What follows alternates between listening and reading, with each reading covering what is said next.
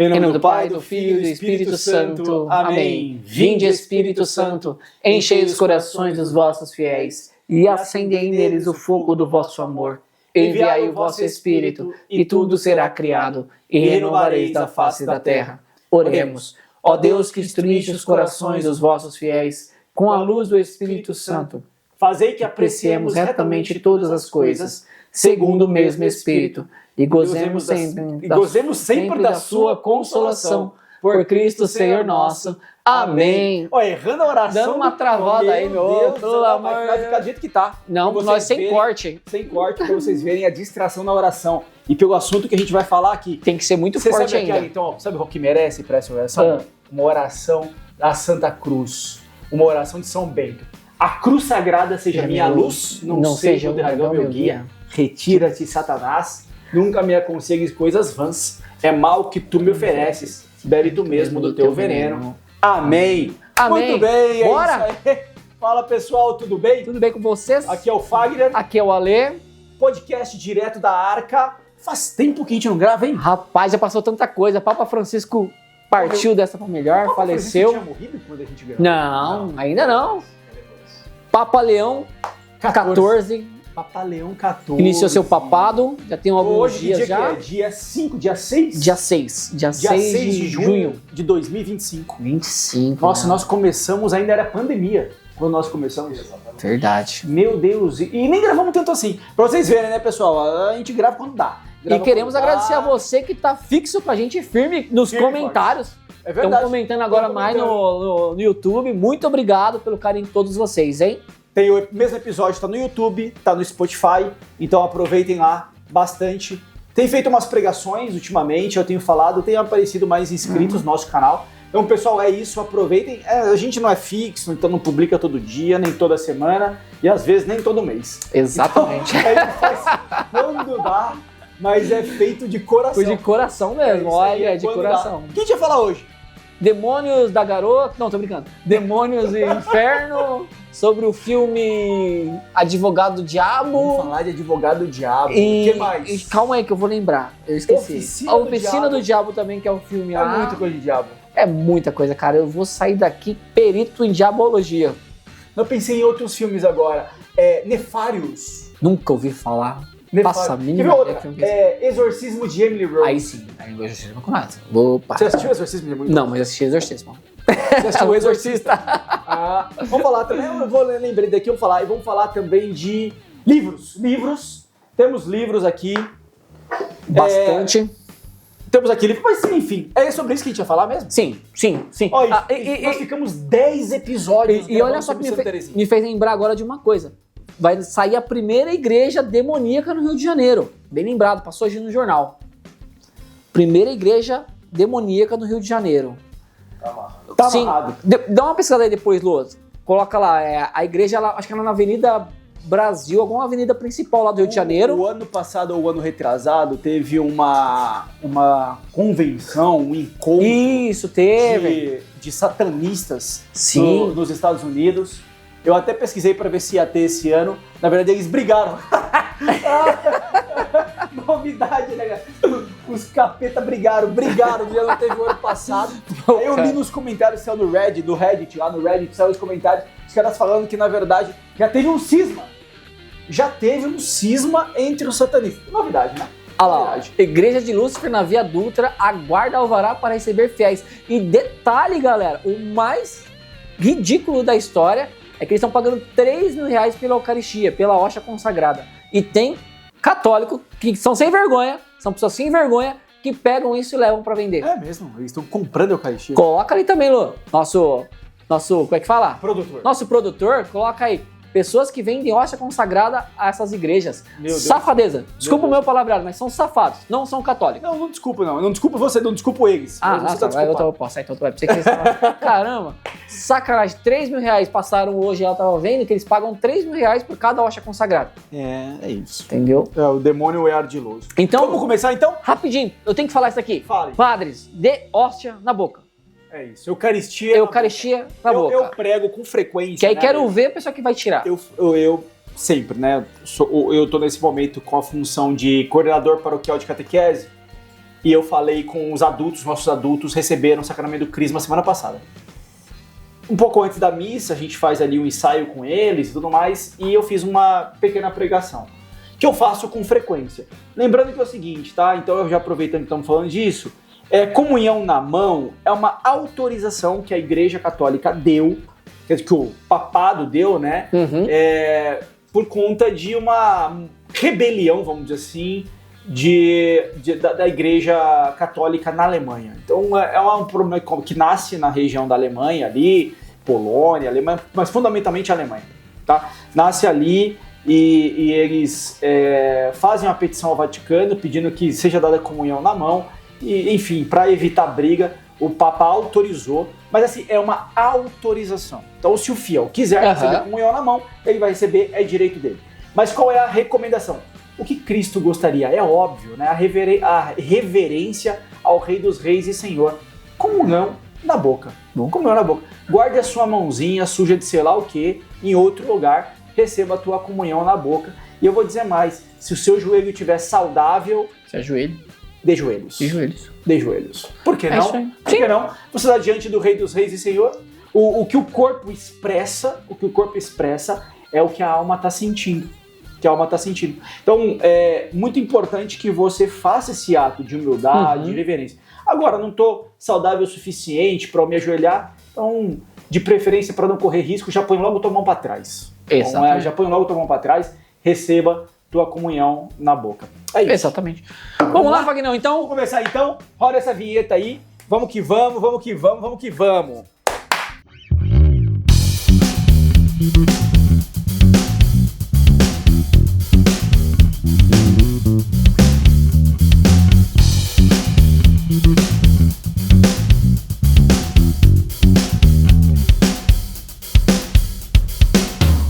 Então aqui, vamos apresentar primeiro de tudo livros.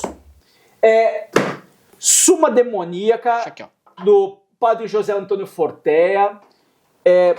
Assim, deve estar entre os livros mais famosos. Por quê? Ele tem o conceito de suma, né? Vão lembrar da Suma Teológica do São Tomás de Aquino, que ele é baseado em perguntas e respostas. Muito bom. Vai do básico, assim, desde explica sobre o inferno, explica sobre os demônios, e vai explicar sobre possessão. Então ele é baseado em perguntas e respostas, tá? Certo. Então esse aqui, o Suma Demonia, talvez, por exemplo, o que é um demônio? Um demônio é um ser espiritual de natureza angélica condenado eternamente, assim vai. Então você vai ter uma série de explicações, a gente vai usar bastante aqui referências ao livro do Padre José Antônio Fortea, vale a pena ter, Tratado de Demonologia e Manual de Exorcistas. E já confesso, a todos vocês, sou bunda mole pra essas coisas. Tenho pavor de falar sobre isso. Pensa num cara medroso, mas já que é o tema, vambora. Já nem tô fora, mas tem que fazer, vamos lá, meu Maria. Essa outra preciosidade, Suma Demoníaca é uma preciosidade, mas essa outra preciosidade do C.S. Lewis, apesar de C.S. Lewis não ser católico, C.S. Lewis era anglicano, mas C.S. Lewis é o escritor que escreveu Crônica de Nárnia. Então quem for lembrar de Crônica de Nárnia, aguinha. Tá quente, mano. Vai falando dessas coisas, né? De Crônica, a gente fala aqui sobre... Então o C.S. Lewis escreveu Crônica de Nárnia. Ele era ateu, tá? Não quando escreveu Crônica de Nárnia, ele era ateu antes, ele era um professor em Oxford. Tinha um amigo muito católico, que era o Tolkien. O Tolkien que escreveu Senhor dos Anéis. É basicamente o Tolkien quem evangeliza o C.S. Lewis. Mas por que o C.S. Lewis não terminou católico? Porque a família do C.S. Lewis é toda anglicana. Então, por uma influência, provavelmente, da família, ele deve ter ficado no anglicanismo. Mas, quase sempre, os católicos são unânimes nisso, que os livros do C.S. Lewis são muito úteis pra gente. Principalmente para esse assunto que a gente ia falar, Cartas de um Diabo a Seu Jovem Aprendiz. Esse livro me foi dado, ganhei ele ontem. Me foi emprestado há um tempo, mas me deu ele ontem. Um grande amigo, Daniel, que é um calvinista presbiteriano, de primeiríssima linha, de primeiríssima categoria, me deu essa joia. Nós também vamos usá-lo aqui bastante nesse episódio. Show de bola. Também, claro, Bíblia muita coisa. Vamos usar aqui Bíblia, vamos falar de Bíblia. E catecismo, por que não? Também temos catecismo e com sonzinho para cada uma das coisas que a gente está anunciando. De bli. Então, Bíblia e catecismo sempre juntos, mas fica já aqui a nossa indicação antes que a gente acabe o episódio e esqueça de falar. Suma Demoníaca e Carta de um Diabo ao Seu Jovem Aprendiz. Então são as obras que a gente vai usar, além dos filmes. Nós vamos usar aqui referências aos filmes Advogado do Diabo, e o Oficina do Diabo, qual estrelando Al Pacino, Kenny Reeves e tudo mais, bacana, antigo. Meu negócio é de trem. 2004? 2000 alguma coisa? Lá vai fumaça pra isso. 2000 comecinho. 2000 comecinho. Vamos falar do Oficina do Diabo, também, que é um filme da Brasil Paralelo, lançado agora em dezembro, janeiro, um espetáculo muito bem feito, assistam. Quem não assistiu, assistam. Vamos falar um pouco da referência ao Nefarious e o Exorcismo de Emily Rose. Beleza? É isso. Referências dadas. Pau no gato. Vamos nessa, Ale. Dá até pra rodar a vinheta de novo. Se quiser, pode rodar a vinheta outra vez. Rapaz, nossas introduções têm ficado grandes. Vamos começar lá então, Ale? 11 minutos. 11 minutos. Mas é pra eles saberem que o bagulho é bagulhado, mano. Vai pra frente. O negócio Primeiro de tudo, acho que vale a pena a gente... Tô muito mundano, gente, que a gente tá falando do diabo, aí tem que ficar um pouco... Vamos falar um pouco aqui, vamos tentar entender o que é um diabo, né? Ou quem é Satanás. Quem é Satanás. Acho que a gente pode ir para a Bíblia aqui primeiro. Vamos olhar, a gente sabe que... Pega Gênesis 3,15 aí. Gênesis 3,15. O proto-evangelho. O capítulo 3 é onde nós temos a serpente, a primitiva serpente, como disse Apocalipse 12, que é Satanás. Né? Sim. No Apocalipse 3,15, nós temos já Deus, de cara. Já não profetizando, né? Porque ele é Deus, mas já deixando claro que a batalha será constante entre Satanás e a humanidade. Pode ler Gênesis 3,15. 3,15. Porém ódio entre ti e a mulher, entre a tua descendência e a dela. Essa te ferirá a cabeça e tu lhe ferirás o calcanhar. Disse também a mulher, multiplicarei. Não, tá bom. Então Gênesis 3,15, essa é a referência. Porém, inimizade entre ti é Deus falando com a serpente, tá? Esse ti é a serpente. Porém, ódio ou inimizade entre ti e a mulher, entre a tua descendência e a descendência dela, essa te ferirá a cabeça e tu lhe ferirás o calcanhar. Então, a batalha vai ser constante. Quem são os demônios e como é que isso começou? Demônios são anjos. Sim. Não foram criados maus. Não. Sabia? Sim, sabia. Mas falou 10 episódios de Gênesis quase. É verdade, né? Ficamos um ano falando de Gênesis quase. Caramba, Lê. E por que o demônio ficou mal? Porque ele queria ser a Deus, né? Queria ser igual a Deus. Que legal. Fala mais. Aí Deus falou assim, mano, tenho dó de ser, mas não dá pra ficar desse jeito, entendeu? Aí Deus falou o seguinte, ele falou, já que eu sou uma pessoa do bem, eu sou o brilho da luz, das estrelas, eu vou fazer o seguinte... Isso quem? Satanás? Deus falando pra Satanás. Deus. E Deus ficava magoado com isso, entendeu? Porque era um ser dele, né? Era dele. Aí falou, Miguel, Rafael e Gabriel, manda lá pra baixo. Aí veio tudo pra baixo. Aí ele virou Satanás, o Lúcio. É quase isso aí. Gostou dessa? Quase isso aí. Tanto Suma Demoníaca como tanto o padre... Se vocês gostaram da explicação, deixa nos comentários. Tanto o padre Antônio Fonteia quanto o C.S. Lewis vão resgatar uma tradição muito importante. Sim. Né? Como é que esse anjo ficou mal? Na verdade é o seguinte, se a gente for olhar no Gênesis, e nós falamos isso aqui há 3 anos atrás em todos os primeiros episódios, Deus criou todo o mundo, e o mundo que eu estou falando não é só a parte material. Árvore, planta, árvore, água, não falando disso. Criou inclusive o mundo espiritual, no caso os anjos. Mas tudo isso para os homens. Sim. Toda a criação, material ou espiritual, foi feita para os homens. É como um pai e uma mãe, né, pais que começam a pensar uma casa ou construir uma casa, já levando em conta que os filhos virão. Sim. Então aqui vai ser o quartinho do filho. Nem não tem o filho ainda. Não tem o filho ainda, mas a casa que está sendo construída ou o apartamento que está sendo comprado, ele já está sendo projetado para receber aqueles filhos. Sim. Por amor. É interessante porque na alma, no racional, na inteligência, os filhos já existem. Então esse é um ponto interessante para a gente meditar. Na mente dos pais já está existindo. Esse antropomorfismo, né? Esse antropomorfismo é como a gente pensa Deus através de atributos humanos. Mas é um bom jeito da gente tentar fazer uma alegoria. Então Deus organizou o mundo todo, inclusive a parte espiritual da qual os anjos estão inseridos, em função da chegada do homem.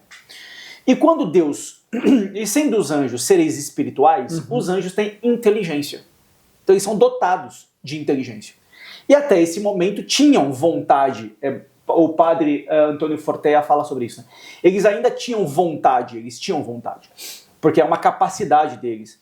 A alma tem, o espírito tem inteligência e vontade.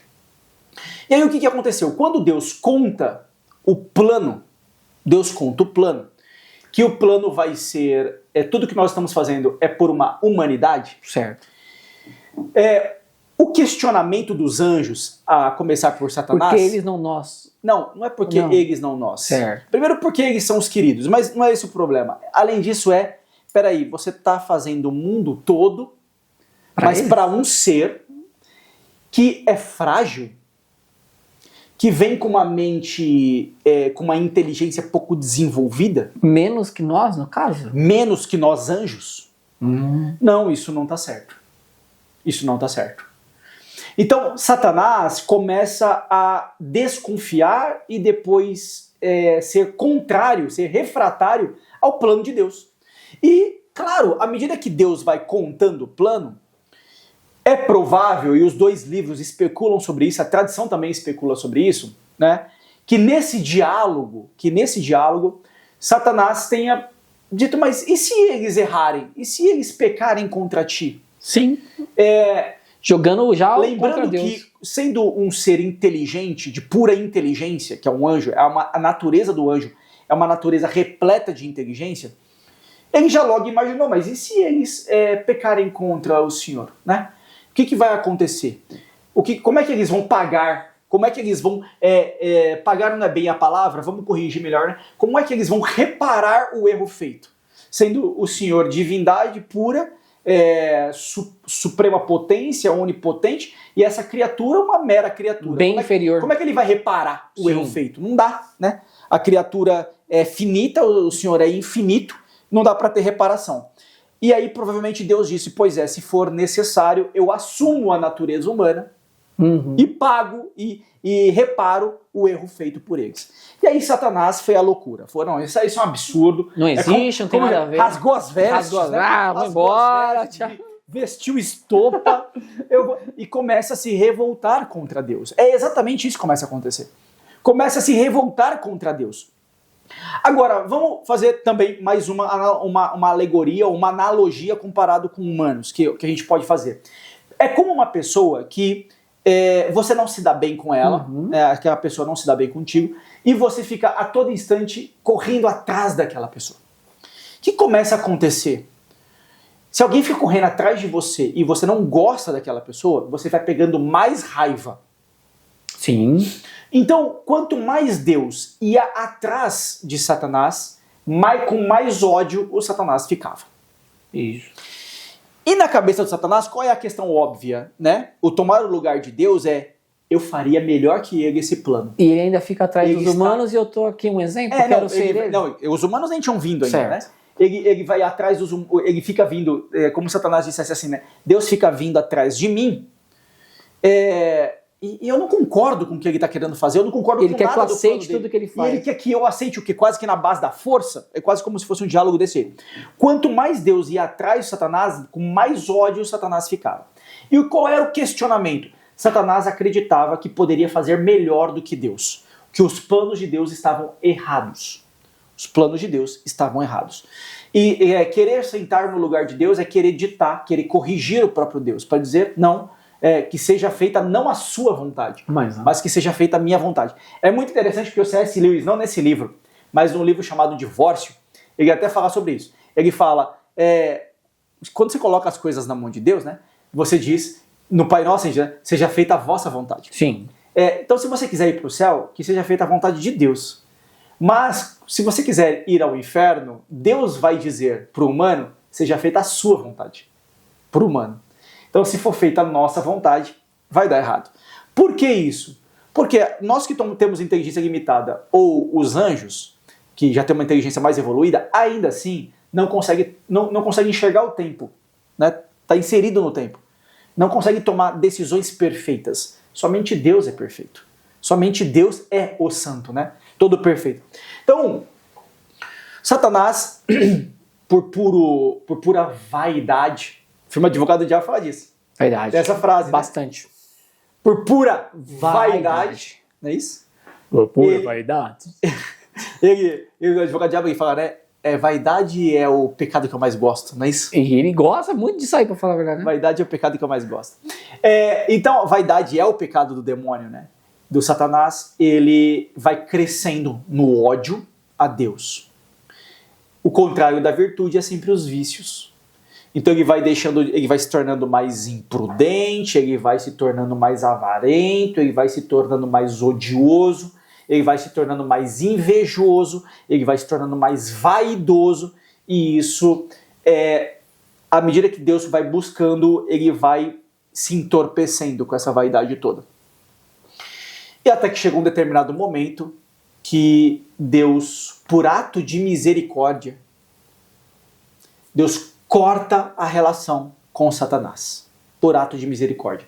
Porque se Deus continuasse indo atrás de Satanás, o ódio dele iria aumentando cada vez mais por uma rejeição a Deus. É um ato da vontade, né? Uma rejeição. E aí o que Deus fez com os outros anjos? Então Satanás levou 1/3 dos anjos do céu com ele, porque, só um detalhe, anjos não têm corpo. Então eles não guerreiam, né? A gente desenha anjo com espada, com asinha, com asa.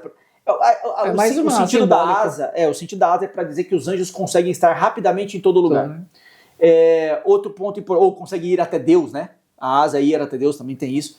E a espada é dizer que eles guerreiam. Mas a gente sabe que a batalha de um anjo é intelectual. Padre Antônio Fortea fala muito sobre isso. A batalha dos anjos são batalhas intelectuais. A gente vê isso no filme O Advogado do Diabo, né? Trocando uma ideia. É na base do convencimento. Do bate-papo. Assim, e era assim também. E é assim também entre eles, seres angélicos. Tem um detalhe. O padre Paulo Ricardo fala sobre isso. Como os anjos são seres muito inteligentes, quando ele conclui uma coisa, ele dificilmente muda de opinião. É tipo assim, eles discutem algo sobre, vamos supor... vamos dizer que você tem certeza sobre algum assunto. E a gente vai debater sobre esse assunto até... mas imagina, você tem certeza sobre alguma coisa da sua profissão lá, que eu não manjo. Agora sim a gente tá falando. Aí eu falo pra você, não, Ale, você tá errado. Vamos dizer que eu esteja certo, de fato, tá? Uhum. Você está enganado. Mas você tá tão convicto, porque você respira aquilo há 20 anos, e a gente que você não aceita a minha opinião. Entendo. Você nem aceita a minha opinião. Então, os anjos... Nossa, que batalha grande, os anjos acontecem isso, porque quando os anjos concluem alguma coisa, ele não muda mais de opinião. Entendi. Então, esta grande batalha no céu que eu tô dizendo para vocês foi antes de um juízo final dos anjos. Houve um juízo final para os anjos. Então, quando Deus, de fato, corta as relações com Satanás... Corta de vez. Corta de vez essa relação, o que ele faz? Para os anjos que ficaram do lado dele, ele se apresenta. Porque os anjos, Deus falava com os anjos, mas não mostrava a sua face beatífica. Eles não viam Deus face a face. Certo.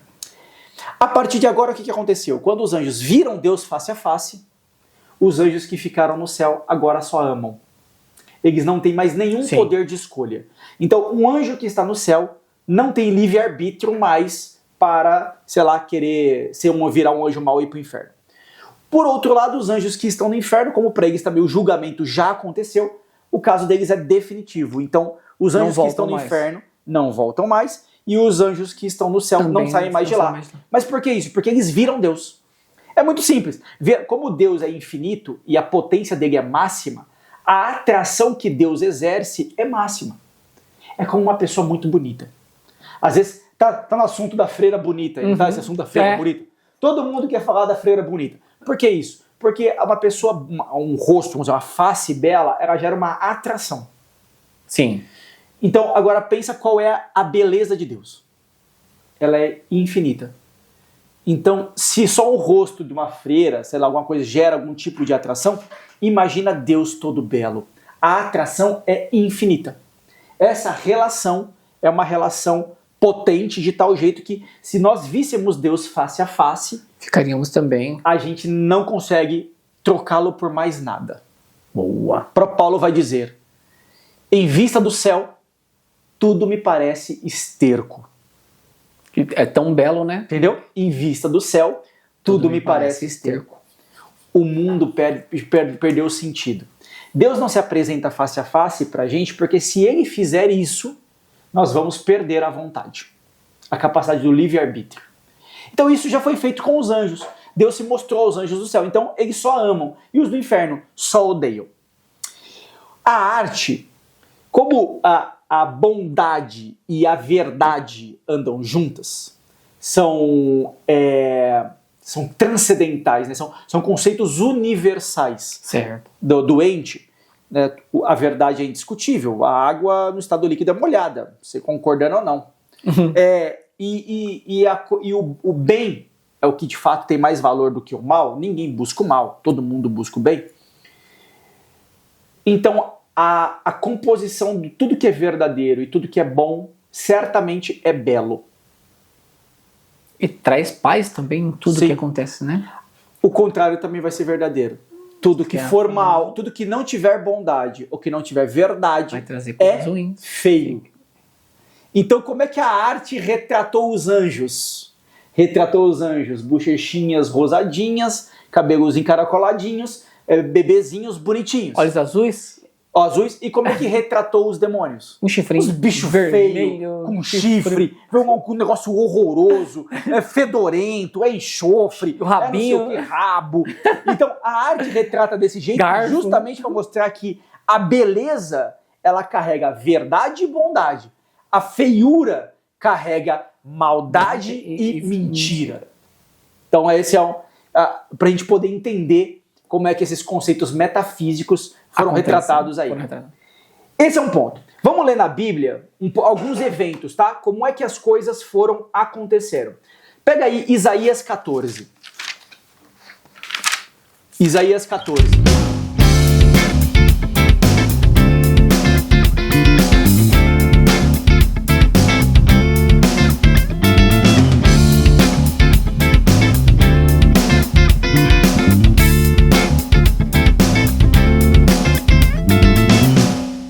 Então vamos lá, vamos pegar Isaías 14. Pegou aí, Ari? 14? Qual? 14, já 14? Pegou? Já. Não, então pega o Isaías 14, vai no versículo 12. Famosíssima 12. parte. Porque esse é um ponto importante. Tô no 50, peraí. Não há nenhuma passagem da Bíblia que tenha uma criatura com o nome Lúcifer. Não tem. Lúcifer é uma palavra. Você vai ver, é um adjetivo. Pega aí, capítulo 14, versículo 12. Não, calma. Não. Vai a partir do 11. Do 11. Tua majestade desceu à morada dos mortos, acompanhada do som de tuas harpas. Jazes sobre um leito de vermes, e os vermes são a tua coberta.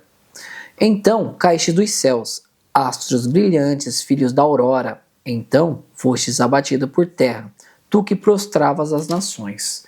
Tu dizias, escalarei os céus, e erigerei meu trono acima das estrelas. Eu me assentarei no monte da Assembleia, no extremo norte. Subirei sobre as nuvens mais altas, e me tornarei igual ao Altíssimo. E entretanto, eis que fostes precipitado à morada dos mortos, aos mais profundo abismo. Tá bom. Esta passagem aqui, né, então, o versículo 12, astro brilhante, filho da aurora, é Lúcifer, filho da aurora. Não fala realmente que é o diabo, o demônio, Lúcifer. Não, a palavra Luciferius, ela é essa aqui, o astro brilhante, ou filho da aurora. Filho da aurora. A palavra tá aqui, tá? Então foi daqui o adjetivo Lúcifer. Entendi. Daqui, que o pessoal fala, né? O anjo de luz, não sei o quê. Então é aqui o filho da aurora. É o astro brilhante, tá? Astro brilhante. Isso que é um ponto interessante. Então, é claro, essa passagem aqui de Isaías é uma crítica ao rei da Síria, né? O rei da Assíria, melhor dizendo. Que se achava o rei mais poderoso que existia. Mas quando se foi analisar esses textos, já os judeus já faziam isso, quando se foi analisar esses textos, percebeu que também ele fazia uma referência ao demônio maior, né? A Lúcifer, a Satanás. Então a gente tem aqui, né? Você vê, tua majestade desceu à morada dos mortos, acompanhada do som de tuas harpas. Jazes sobre um leito de vermes, e os vermes são a tua coberta. Então caístes dos céus, astro brilhante, filho da aurora. Então foste abatido por terra, tu que prostravas as nações. Tu dizias, escalarei o céu e erigirei meu trono acima das estrelas. Eu me assentarei no monte da Assembleia, no extremo norte. Subirei sobre as nuvens mais altas e me tornarei igual ao Altíssimo. Que é bem o que a gente estava falando, que é o que Satanás queria, né? E entretanto, eis que foste precipitado à morada dos mortos, ao mais profundo abismo. Pega uma outra referência aí também. Vamos pegar uma referência aqui em Ezequiel. Pega aí, avança um pouquinho. Vamos para Ezequiel 28, tá? Vai um pouquinho para frente aí, uns livrinhos para frente. Ezequiel 28. Já achou? Já.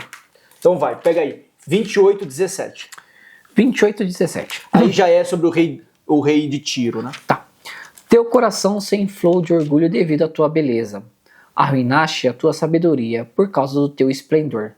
Precipitei-te em terra e dei com isso um espetáculo aos reis. A força da iniquidade e desonestidade do teu comércio profanaste os teus santuários. Assim, te fiz jorrar o fogo que te devorou e te reduzi a cinza sobre a terra aos olhos dos espectadores. De ti fiz jorrar o fogo. Interessante, né? O que é esse fogo? Que é o que vai ser retratado como fogo do inferno. Não sei se você já passou por isso, Ale, mas a angústia de perder algo. Já, com certeza. Que você não queria ter perdido de jeito nenhum. Às vezes até uma pessoa querida. Sim, já passei 2 vezes. Assim, das mais fortes. Dá um desespero, né? Um negócio, uma dor. Parece que você não tem nada, tá tudo espremendo. Parece que tá meio que te espremendo por dentro, né? Parece que uma coisa tá te queimando por dentro. Você quer ver alguém pegar algo, segurar em algo, você não tem nem força porque a dor tá muito forte. Essa dor é a dor, essa angústia, essa dor é a dor da ausência. É a dor da falta. O que é o inferno? Quando a alma, quando o espírito, no caso aqui os anjos, e também vai acontecer com os humanos, se afastarem definitivamente de Deus. Paulo vai dizer que hoje vemos confusamente como através de um espelho, né? Depois veremos como de fato somos vistos. Paulo diz isso. Então o que vai acontecer? O que aconteceu com os anjos ali que saíram, né, da relação com Deus? Sim. E o que vai acontecer com a gente quando morre em pecado mortal? A gente se depara com a realidade. Qual é a realidade? Nós perdemos Deus. E perdemos para sempre. Caraca. Vai gerar na alma uma angústia tão profunda, tão intensa, que ela não vai passar nunca. Você vai lembrar disso por toda a eternidade. Este é o fogo que vai te corroer, porque vai ser como ficar encolhido, comido pelos vermes, assim. Então, inferno ainda, enquanto não ressuscitamos, inferno não é um lugar. Certo. O inferno é um estado, é um sentimento. De dor. E sim, esse sofrimento. Lembra que o humano, principalmente, né? Nós temos corpo e alma. Nós somos corpo e alma. Nós não somos uma alma presa num corpo. Nós somos corpo e alma.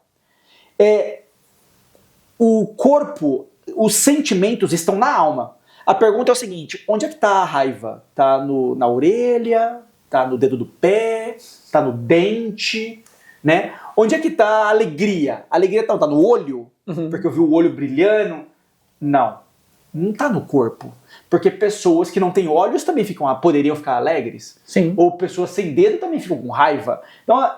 Então Então, o sentimento não é o corpo. É da mesma forma como você fala assim, a visão é o olho. Não, a visão não é o olho.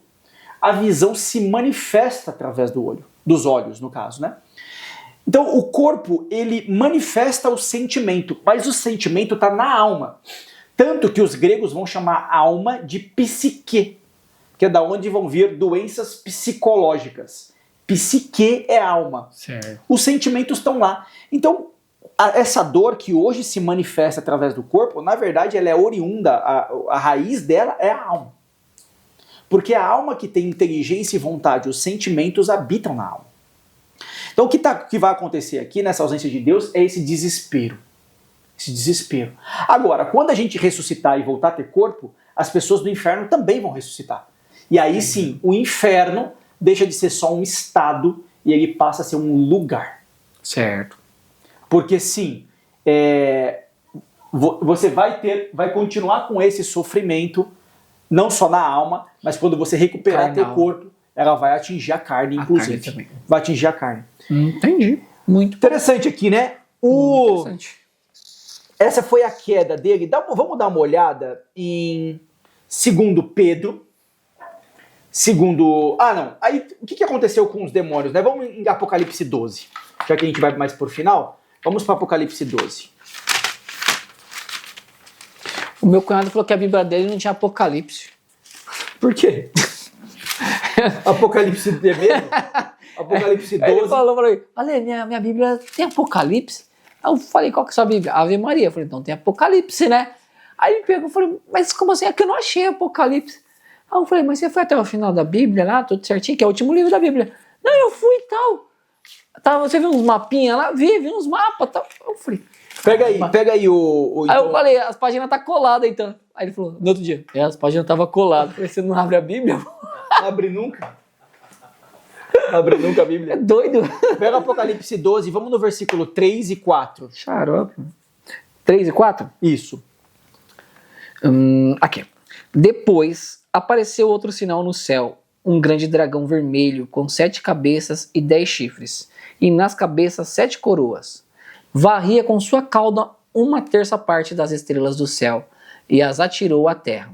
Esse dragão deteve-se diante da mulher que estava para dar à luz, a fim de que quando ela desse à luz, lhe devorasse o filho. Então esse dragão, grande dragão vermelho, com 7 cabeças e 10 chifres, então essa referência toda que tem aqui, a gente vai falar um pouco mais sobre ele, mas você vê que ele varria com a sua cauda uma terça parte das estrelas do céu. Isso aqui é uma referência a Satanás convencendo um terço dos anjos. Um terço dos anjos para sair para segui-lo, melhor dizendo. Depois todos foram condenados. Vamos para o versículo 7.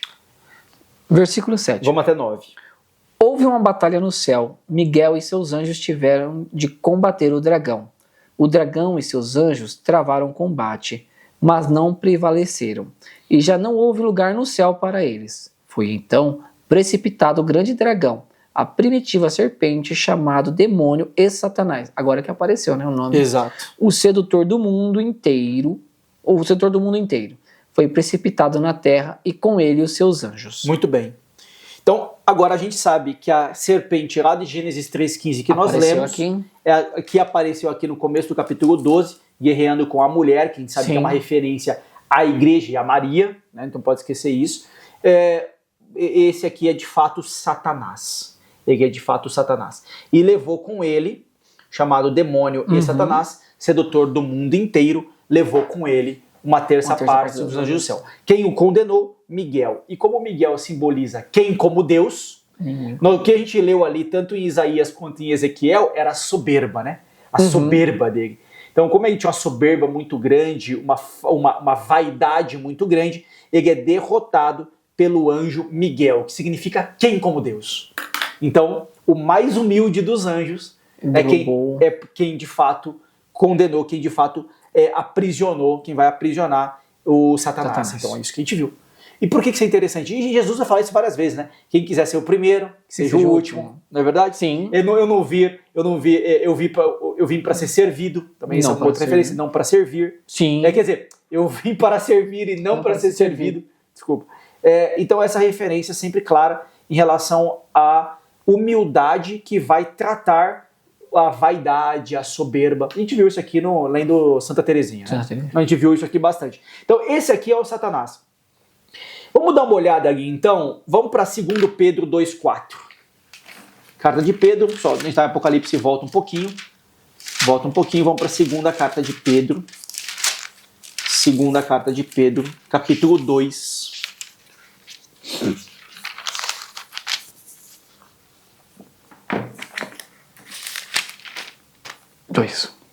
Sim, lê o 4 só. 2 Pedro 4. Isso. Pois se Deus não poupou os anjos que pecaram, mas os precipitou nos abismos tenebrosos do inferno, onde os reserva para o julgamento. Se não poupou o mundo antigo e só preservou 8 pessoas, dentre as quais Noé, esse pregador da justiça, quando desencadeou o dilúvio sobre o mundo de ímpios.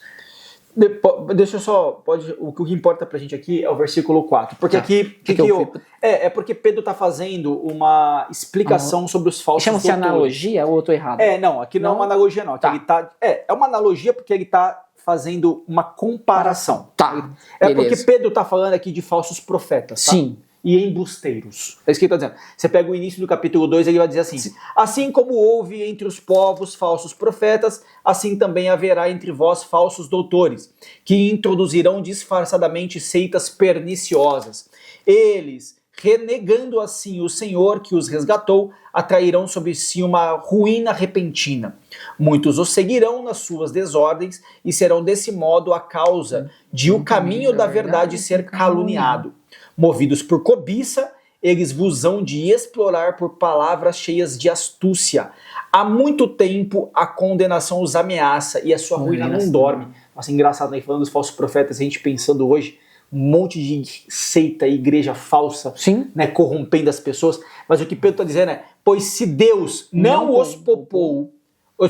pois se Deus não poupou os anjos que pecaram, mas os precipitou nos abismos tenebrosos do inferno, onde os reserva para o julgamento. Aí depois ele vai dizer, se Deus jogou até os anjos no inferno, estavam ao lado dele, imagina esses falsos profetas aqui, embusteiros, que estão desviando as pessoas.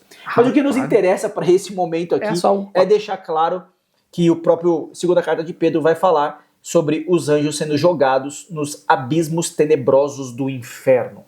Então, tipo assim, eu vos amo, mas não dá pra continuar desse jeito não, né? E existe abismo tenebroso e de fato os anjos foram condenados. Não é só João que fala no Apocalipse, mas Pedro também fala aqui na carta de Pedro. Vamos em Lucas. Vamos para Lucas. Vamos para Lucas, capítulo 10. Aí é Jesus, né, falando. Então Lucas 10, 18.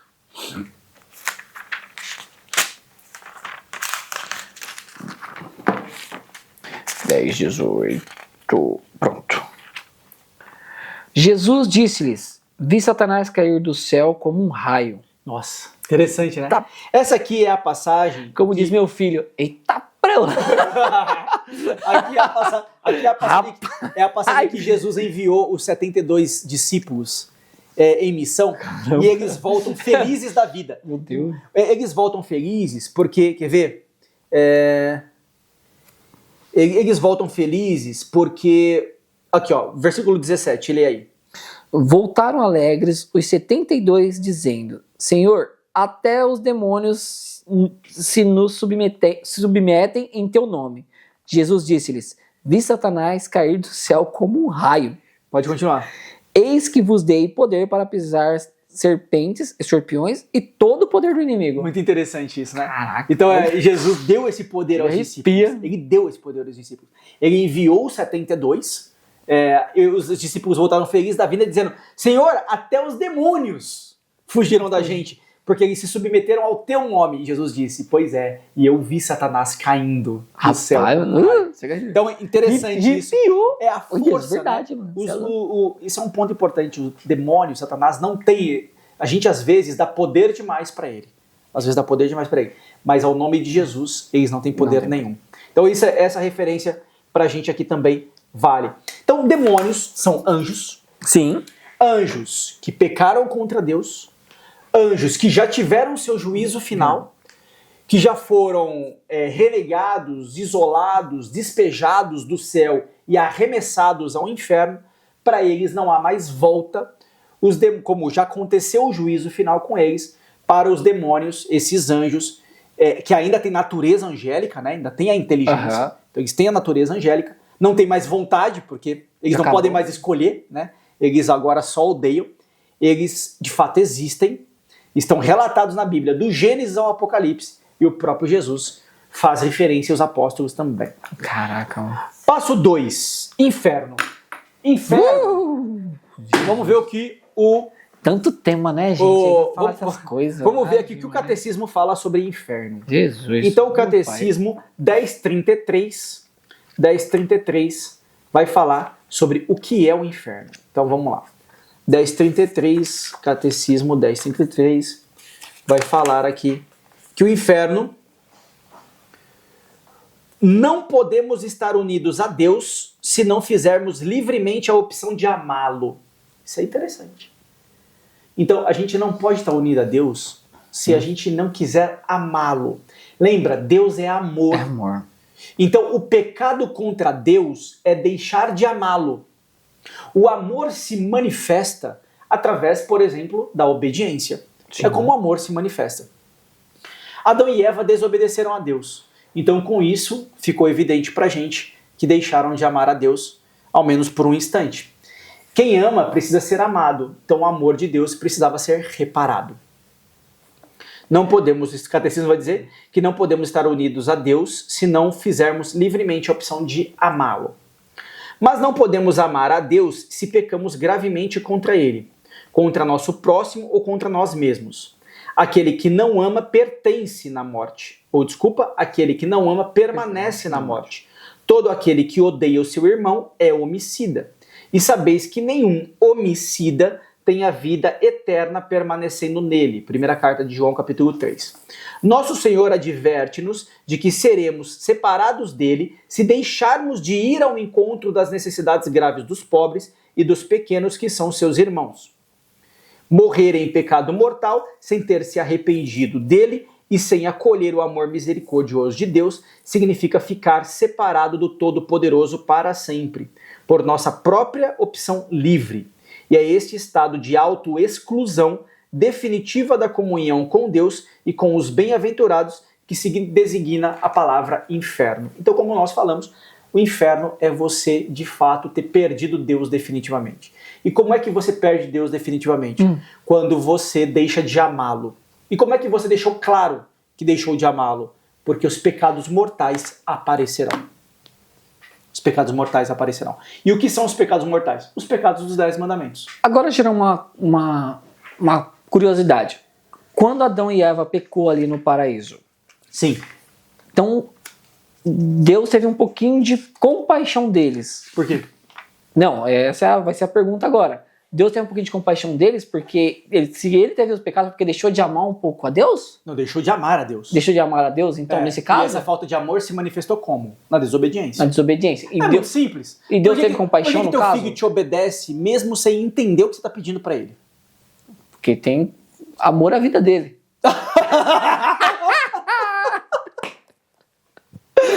Porque ele já sabe da chinela. Lembra disso? Cintada, irmão. Chinela é mais legal que chinelo. Chinela é mais legal que chinelo. Eu tava lendo uma passagem esse dia que eu não lembro. Chinela é a palavra correta. E eu tava lendo uma passagem que tem medo da chinela. Eu tava lendo uma passagem esse dia que tava assim: você educa na vara. Tava escrito na palavra. Aí vem falar que não pode dar uma varada. Não, brincadeira, mas é por obediência. Já pensou se os nossos filhos fossem educados como a gente foi Nossa senhora, é chicotada. Você apanhou ali? Nossa, mano. Minha mãe tinha um vasinho de espada de São Jorge na época, quando... A espada de São Jorge nunca doeu. Vai. Nunca deu, mas as varinhas de... A espada de São Jorge ela dobra. Mas... A espada de São Jorge não dói, olha, mas nunca doeu. Mas quem agora, já tomou... varinhas. Isso que eu ia te falar agora. Aquelas varinhas de laranjeira, limoeira, sei lá, de manguezal. Nossa! Aquele ficava vergão, cara. Aí, pior que ela assovia, faz... Não, Ave Maria. Mas do jeito que ela veio... Não. quero nem lembrar. Então, voltando aqui a palavra. E as chinelas voadoras? Você tava correndo lá na escola ainda pra Maldita. Quando era Havaianas, tudo bem, a gente fingia que doía. Agora, quando inventaram o Raider, porque o Raider da década de 90 não é igual esse Raider. Não. O Raider da década de 90, ele era feito... pesado, borrachudo. Pra mim, isso era plástico por fora. Por dentro, aquilo ali era uma pedra. Embalavam uma pedra com plástico. Vocês colocaram que é tijolo aqui dentro? Porque na hora que a mãe arremessava, meu amigo, porque era do pai o Raider, né? Quem usava o Raider era o pai. Era complicado. Na hora que a mãe arremessava o chinelo do pai... Cara, só o chinelo do pai já dava pra entender o que seria apanhar do pai. O que seria apanhar do pai? Rapaz, é verdade. Eu nunca apanhei do meu pai. Eu já apanhei. Você apanhou? Nossa. Do seu pai? Do meu pai, da minha Nossa, mãe. Eu era muito peralta. Uma vez o pai falou assim, rapidinho, galera, só pra não mudar. Eu morava perto de um pouco de floresta, tá ligado? Ele vai falar assim, ó, não quero você naquela floresta. Floresta nada, mata. Mata, mata, que seja. Floresta na faville. Tá bom, ali. Aí tal, certo dia eu inventei de entrar nessa mata, pra pegar um pipo, olha só, mano. Aí só escutei de longe, Alexandre! Aí parece que ecoava, né? O coração. Que nem um máscara, mano.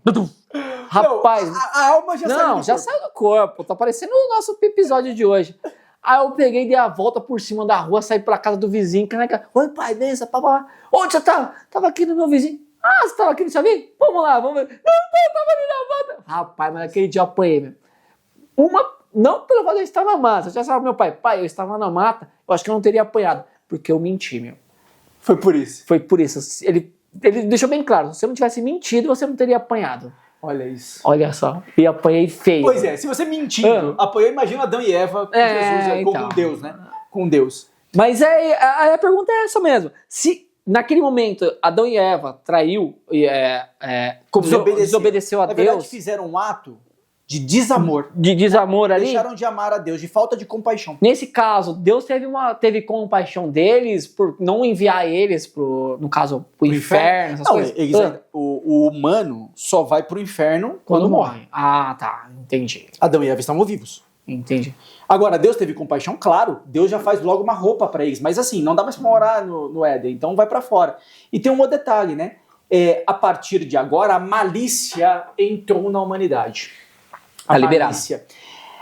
Você sabe que a malícia, quando é o seguinte, vamos pegar um exemplo aqui, tá, pessoal? Vamos pegar um exemplo aqui. Esses dias eu vi um padre comparando Santo Agostinho com São Tomás de Aquino. Por que gostam mais de Santo Agostinho e entendem mais facilmente, doida, né? Entendem mais facilmente Santo Agostinho do que São Tomás de Aquino? Santo Agostinho levou uma vida, até iniciar a conversão, aos 20 e poucos anos, levou uma vida pervertida. Santo Agostinho teve um filho com 15 anos de idade. Santo Agostinho tinha impulsos sexuais incontroláveis. Assim. Além disso, ele foi um herege, né? Maniqueu. Então, assim, vamos dizer que Santo Agostinho tomou contato com o lado podre do mundo. Certo.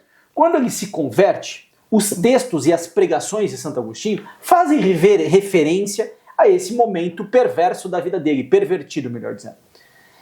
Então, nós humanos de vida tivemos alguma vida pervertida, quando a gente lê Santo Agostinho, a gente entende, fala, pois eu já tive uma vida ruim. Passei por isso. Agora, São Tomás de Aquino nunca teve uma vida pervertida. São Tomás de Aquino entra pro convento aos 3 anos de idade. Quando ele decide não ser beneditino e quer ir para os dominicanos, e o pai dele fica muito irritado porque os beneditinos eram frades ricos, enquanto os dominicanos eram frades mendigos, o pai dele vai lá e o sequestra.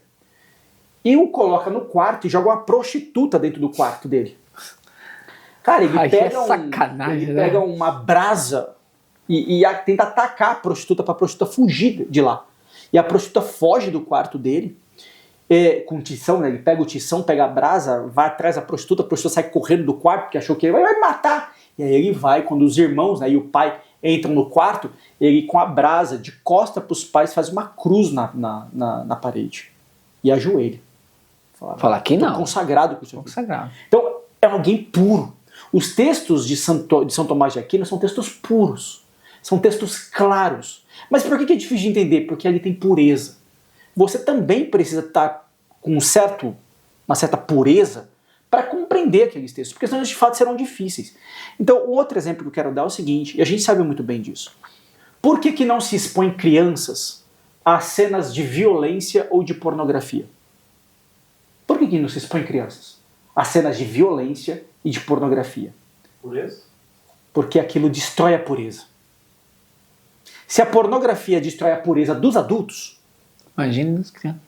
Esses dias, né, alguém teve uma adolescente que matou uma amiga, envenenou um bolo. Olha que loucura. A adolescente envenenou um bolo, deu pra amiga, dormiu na casa da amiga, a amiga morreu, e ela foi e abraçou os pais da vítima, falando, não se preocupa, sei lá, ela tá no céu. Olha que coisa louca, cara.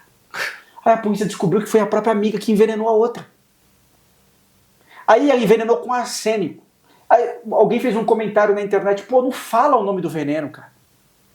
Por quê? Porque pessoas pervertidas. Agora você deu uma ideia. Agora você deu a ideia para a pessoa pervertida. Então, verdade. Por que a gente não deve tomar contato com maldades? Porque as maldades vão acessar o nosso intelecto e a partir de agora isso vai desenvolver uma certa malícia. Se não sabia, agora você sabe. Pô, um adulto, uma pessoa que toma muito contato com pornografia, ela vai ter imensas dificuldades com relacionamento de matrimônio. Vai ter imensas dificuldades, cara. Imensas. Porque, enfim, fatores que todos nós adultos sabemos o que a gente está falando, cara. Sim. Tem nada a ver. Você fica com a mente completamente pervertida. Sim, então, verdade. Alguém que toma contato com cenas de violência ou com histórias de mentiras e subornos e sabotagens. Acaba vivendo um mundo. Ela vai começar a olhar para o mundo o tempo inteiro. É o problema de você ficar assistindo esses jornais que escorrem sangue. É você ficar olhando pro mundo e toda hora achar que o mundo tá desgraçado, tá destruído. Tem muitas outras coisas por E não é assim, cara. Não é assim. Então, o problema que a gente quis dizer com isso é assim, o que aconteceu com Adão e Eva? A partir dali, a perversão, a corrupção da alma aconteceu e aquela natureza agora corrompida começou a se multiplicar. Proliferar seria a palavra certa? O que precisava ser corrigido é o coração de Deus, vamos dizer assim, precisava ser reparado. Quem ama precisa ser amado. O coração de Deus vai ser amado, o coração de Deus, para ser reparado, ele precisava ser amado do mesmo nível dele. Uma criatura humana não conseguiria fazer isso. Então somente o próprio Deus, assumindo a humanidade, para poder resolver essa... Ele amou o Pai como o Pai merecia ser amado. E aí então o pecado foi reparado. Onde é que o pecado é reparado? O sinal pra gente é a cruz. Mas a reparação de fato acontece no amor que o Filho tem pelo Pai, que Jesus tem por Deus Pai. Da hora.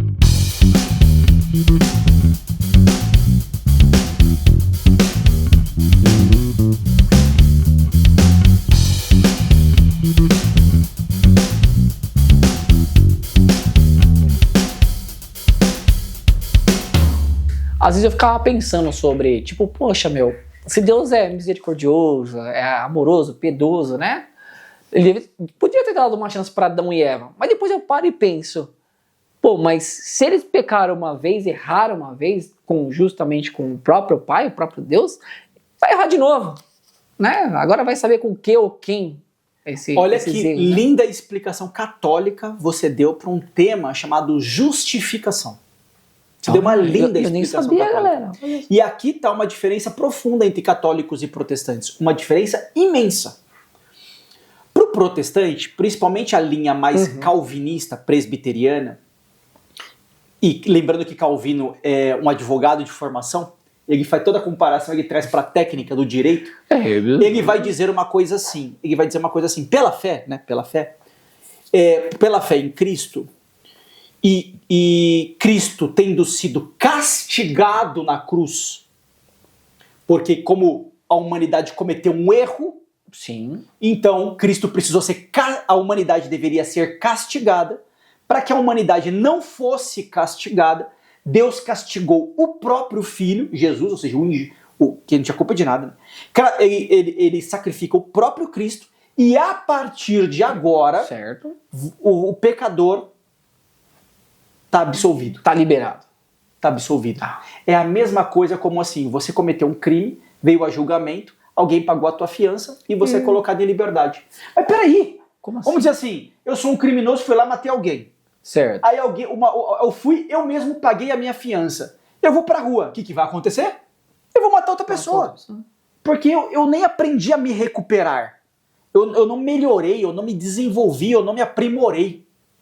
Então o problema da visão protestante são dois problemas. Primeiro problema é que o coração ferido de Deus, em vez de ser reparado pelo amor, ele é reparado pela ira. Ao contrário.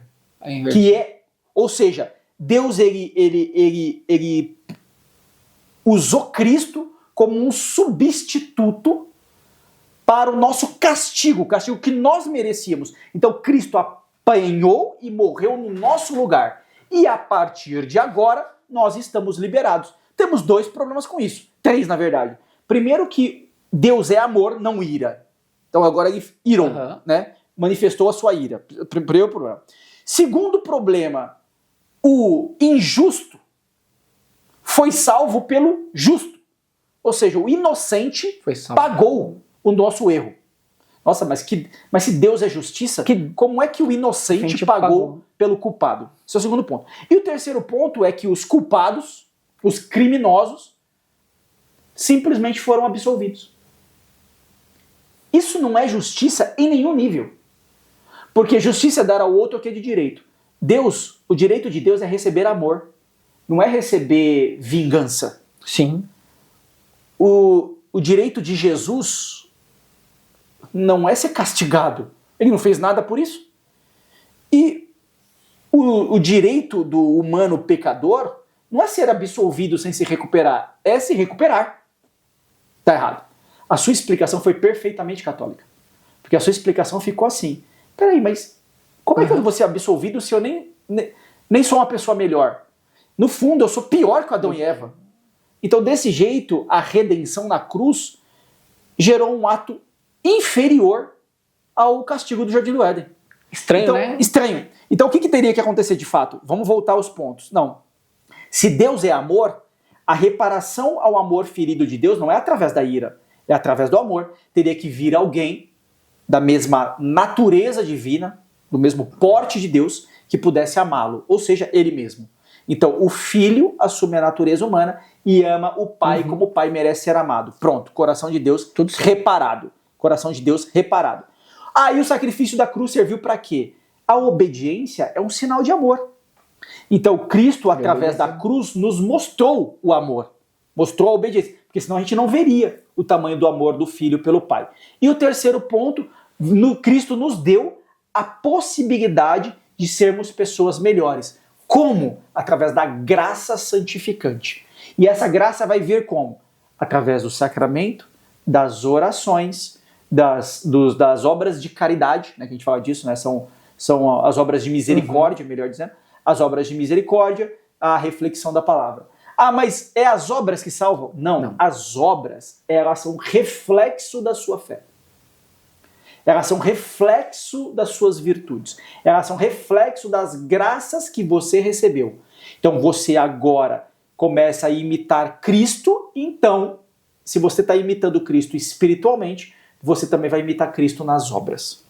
Vai ser o reflexo. Então, é o reflexo. Então, Deus teve misericórdia de Adão e Eva. Claro. Sim. Porque ao longo da história e da descendência de Adão e Eva, nos deu a possibilidade de acessar, de ter Jesus como o homem, o ser humano perfeito como Deus sonhou, de Jesus poder amar o Pai como o Pai merecia, de Jesus nos dar um exemplo de amor, para que a gente pudesse compreender, e Jesus nos dá a graça, os sacramentos, a oração, para que de fato a gente pudesse atingir o céu. Amém. Agora vem mais uma dúvida, aproveitando que você vai falando, e eu sou aquele cara que não sei nada, tá, gente? Só pra você saber. Não, então assim, pode falar. Pode falar. No caso de... Agora eu vou te pegar. Agora eu te pego. Pensa aí. Essa aqui ninguém sabe. Abel e Caim. Caim matou Abel. Matou Abel. Sim. Beleza? Ele foi pro inferno? Como é que gerou todo esse babado ali? Quero só ver. Guarda pra depois essa resposta. Maldade. Guarda pra depois. Puxa vida, eu tava todo interessado aqui. Vamos falar hoje. Aí, galera, cobra até o final do vídeo. Guarda pra depois. Então, o inferno, ele é a pena principal do inferno, consiste na separação eterna de Deus, o único em quem o homem pode ter a vida e a felicidade para as quais foi criado e às quais aspira. Então o inferno nada mais é do que a ausência de Deus. Muito bem. Explicado sobre o inferno? Nada mais é que a ausência de Deus. Nada mais é do que a ausência de Deus. Boa. E assim, né? A gente está amenizando uma coisa gigantesca. Uma coisa gigantesca. Muito bem. Como é que o demônio age? Como o demônio age? Naquele momento que você está precisando, não precisando, mas que você está mais fraco na sua vida, na oração e algo desse estilo? Que ele penetra isso é como é que ele começa, né? Mas como que ele age? Vamos pegar... Ele pega... o Fagner ali, tá meio assim, ó. Pega, o Fagner, não é? Pega assim. 1 Pedro 5,8. Primeira carta de Pedro 5,8. E agora vamos começar a conectar com as outras obras todas. Primeira carta de Pedro 5,8. Achou? Não, perdi, acredita? Toma aqui. Achei. Vamos lá. Primeira carta de Pedro 5,8. 5,8. Passou. Sede sóbrios e vigiai. Vosso adversário, o demônio, anda ao redor de vós como um leão que ruge, buscando a quem devorar. Muito bem. Buscando a quem devorar. Vosso adversário, o demônio, anda ao redor de vós como um leão que ruge, buscando a quem devorar. Muito interessante, porque no último capítulo, na verdade é um apêndice desse livro.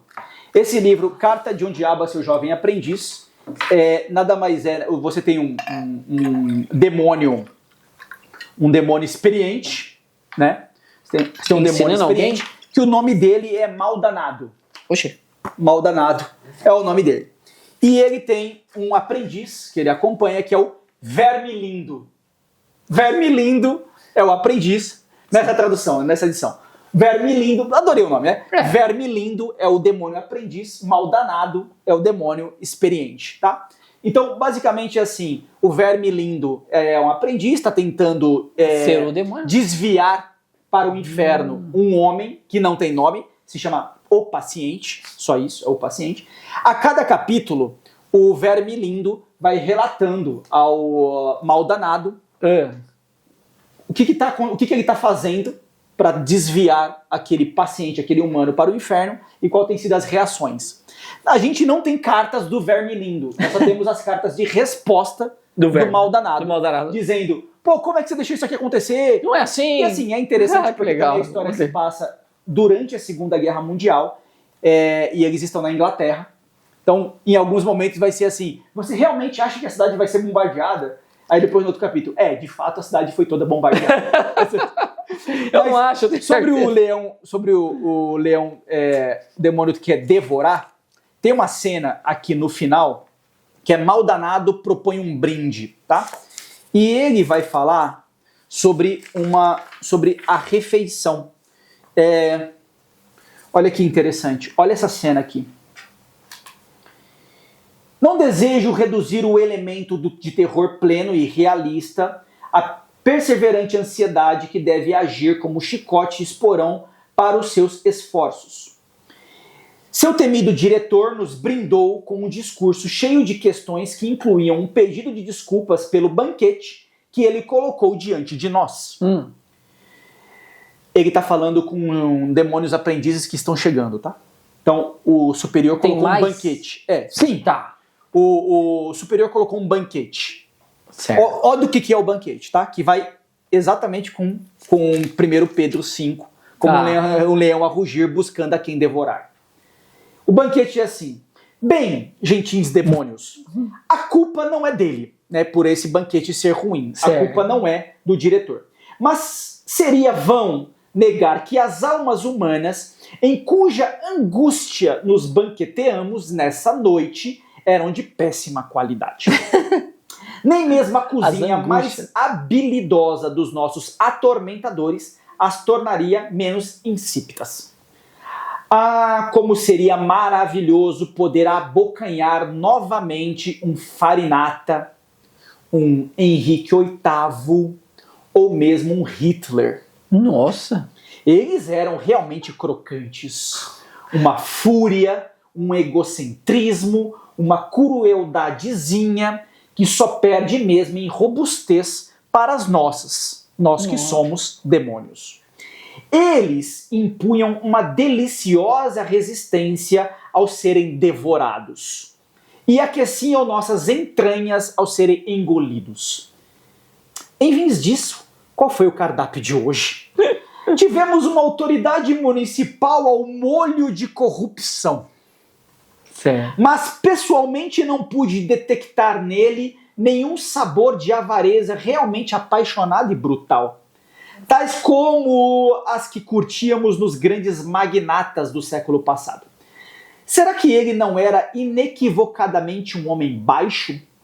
Uma criatura mesquinha, enriquecida por lucros ilícitos, com bolsos cheios de piadinhas medíocres da vida privada e de subornos que eram negados em seus discursos públicos, repletos de insípida trivialidade. Nossa! Uma pessoinha imunda e insignificante que se afundou na corrupção, que só se percebe corrupta quando faz o que todo mundo faz. Depois desse prato, tivemos um cozido de adúlteros. Será que vocês conseguiriam distinguir neste prato algum traço de luxúria plenamente inflamada? Desafiadora, rebelde, insaciável? Eu não pude degustá-lo. Para mim, todos eles tinham um gosto de imbecis subsexuados que cambaleavam ou saltitavam para a cama errada, em resposta automática a propagandas sexy, ou para fazê-los se sentirem modernos, emancipados, ou para se reafirmarem quanto à sua virilidade ou sua normalidade, ou mesmo porque não tinham nada melhor para fazer. Francamente, no meu caso, que já provei uma Messalina, já provei um Casanova, aquele cozido dos adúlteros era de dar náusea, muito fraco. O sindicalista, acompanhado de uma guarnição de conversa fiada, talvez fosse um pouquinho melhor. Ele causou um verdadeiro dano.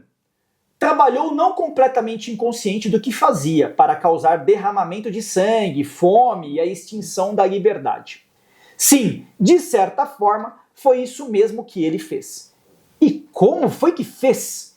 Ele pensava muito pouco nesses objetivos supremos. Tudo que dominava a sua vida era a obediência ao partido, a importância que atribuía a si mesmo e, acima de tudo, a mera rotina. Mas aqui vem o X da questão.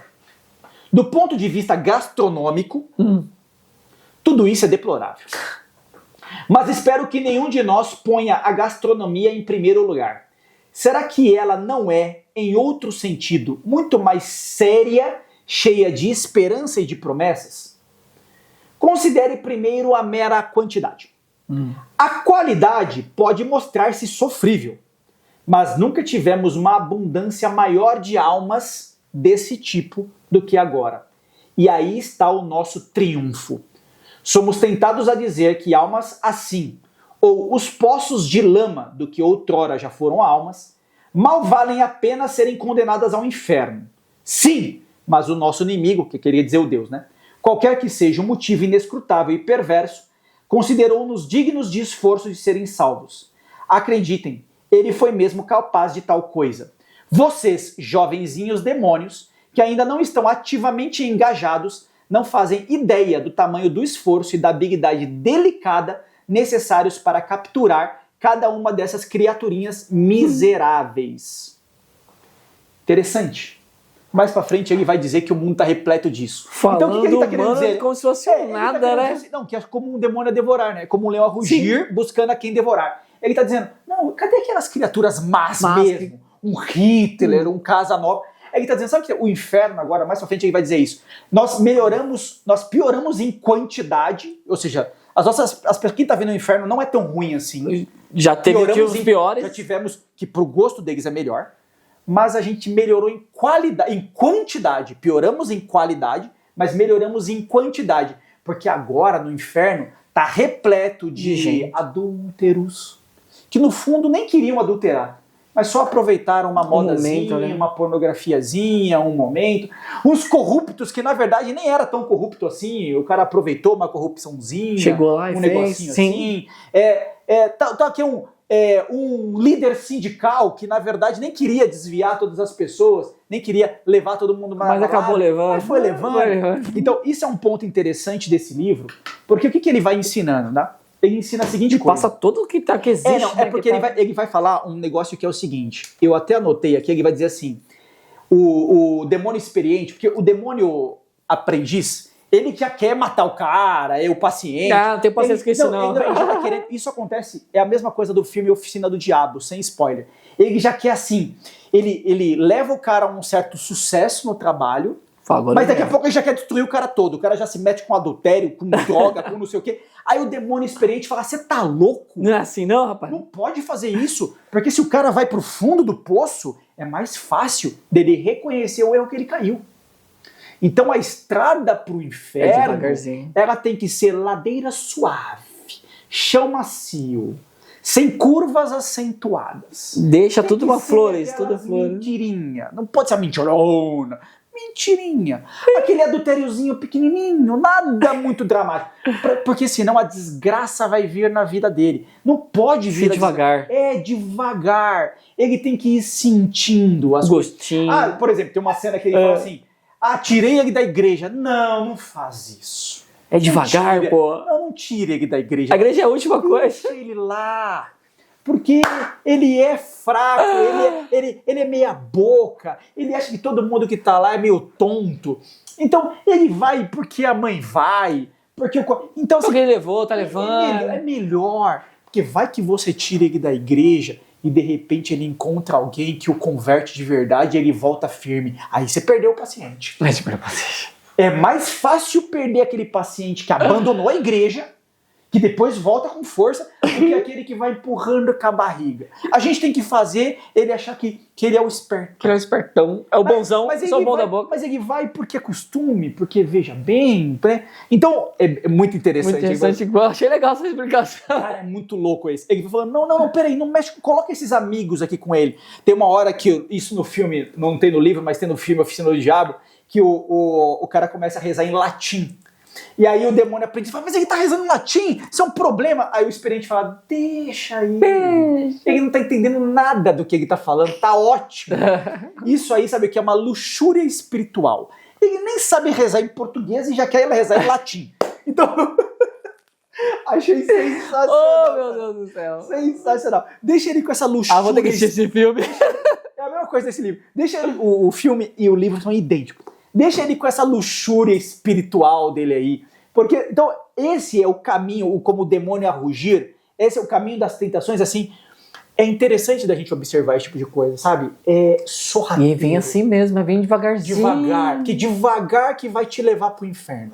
Se a coisa... Tem uma cena que ele tá comemorando porque o Hitler realmente vai bombardear Londres, né? E aí o cara fala, aí o demônio experiente fala, você tá louco? Não é hora dele morrer, não tá pronto pro inferno, vai que ele morre agora. Não, você vai agir igual o anjo da guarda dele, você também vai proteger ele, porque ele não pode morrer. Porque se ele morrer agora, a gente perdeu. Funcionário bom desse. Se ele morrer agora, a gente vai perder essa alma. Então ele não pode morrer agora de jeito nenhum. Tem mais uns 15 anos. A gente tem que trabalhar devagar. Outro ponto interessante é na hora que ele arruma uma namorada. E aí, acontece isso no filme também. No filme é muito louco, porque o filme tem uma cena, você dando spoiler, mas eu preciso... Essa cena está no trailer. Ele quer falar. Essa cena está no trailer. Fala, senhor. O cara vai pra igreja, o personagem vai pra igreja pra acompanhar a mãe. Aí na hora que ele tá saindo da igreja, ele se apaixona por uma moça, assim, né? Ele se apaixona por uma moça da igreja, parece que canta na igreja. Ixi, que canta na igreja. Aí na hora que ele tá saindo, aí ele vê um mendigo, assim, né?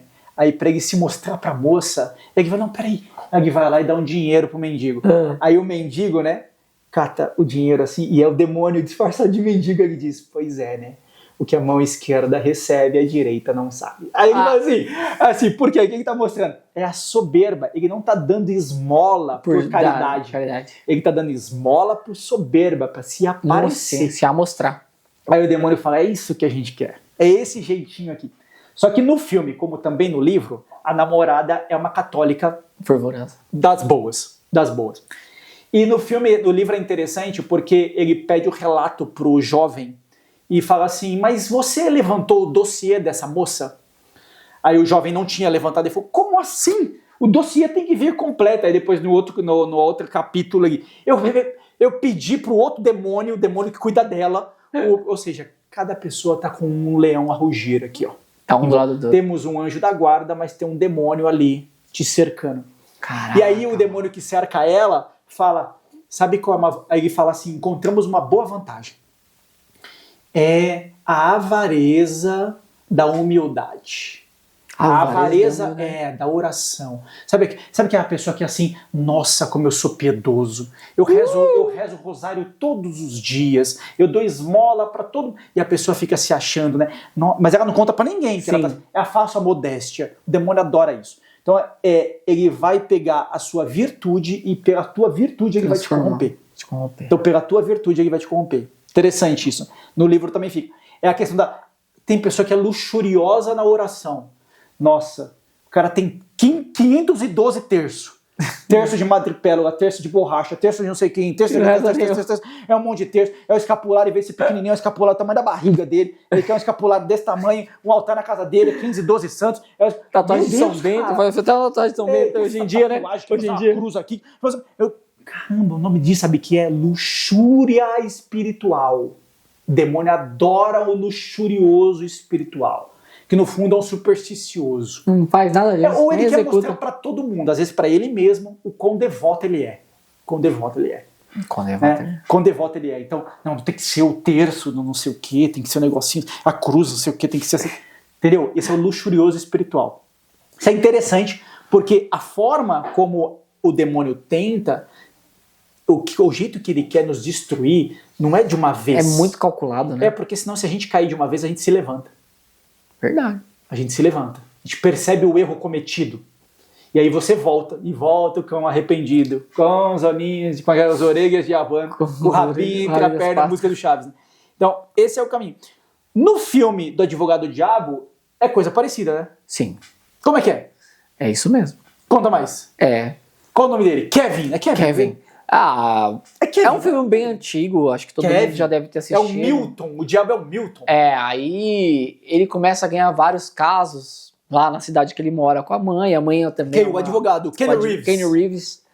E a mãe dele também é uma católica, né? Vive na igreja, rezando e tudo mais. E já começa pelo fato dela não gostar muito da esposa do cara, né? Já começa ali. Quando a mãe não gosta, filho, já era. Mas tá tudo certo, vida que segue. E ele deixou de frequentar a igreja e tudo mais, e recebe um convite para trabalhar nos Estados Unidos, Washington. Não, para ir trabalhar num outro escritório. Outro escritório. Porque ele é um advogado que ganha todas as causas. Ganha todas as causas. Até de cara criminoso. Então, até que é do mal, cara, ele ganha lá.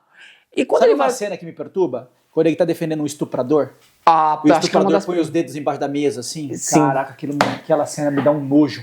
E lá ele começa a fazer as mesmas coisas, começa a ganhar e começa a vir grana em cima de grana, e a mulher começa a ficar incomodada, as pessoas que estão com a mulher lá tomando conta da esposa ao redor dela, são pessoas já do demônio, já estão fazendo parte do satanismo, né? Sim.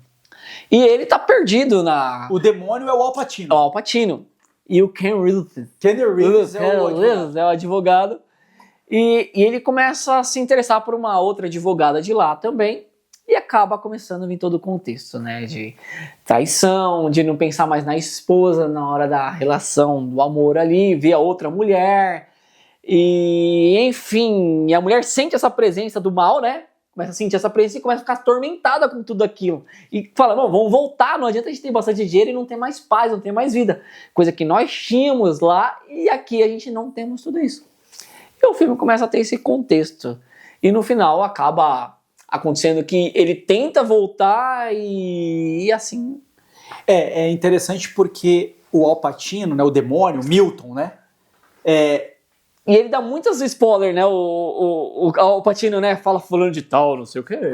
Vamos lá, é o demônio mesmo. Vamos pegar o caos dele, porque a gente vai ganhar, que tá tudo certo. A gente vai ganhar aquela causa se a gente pegar.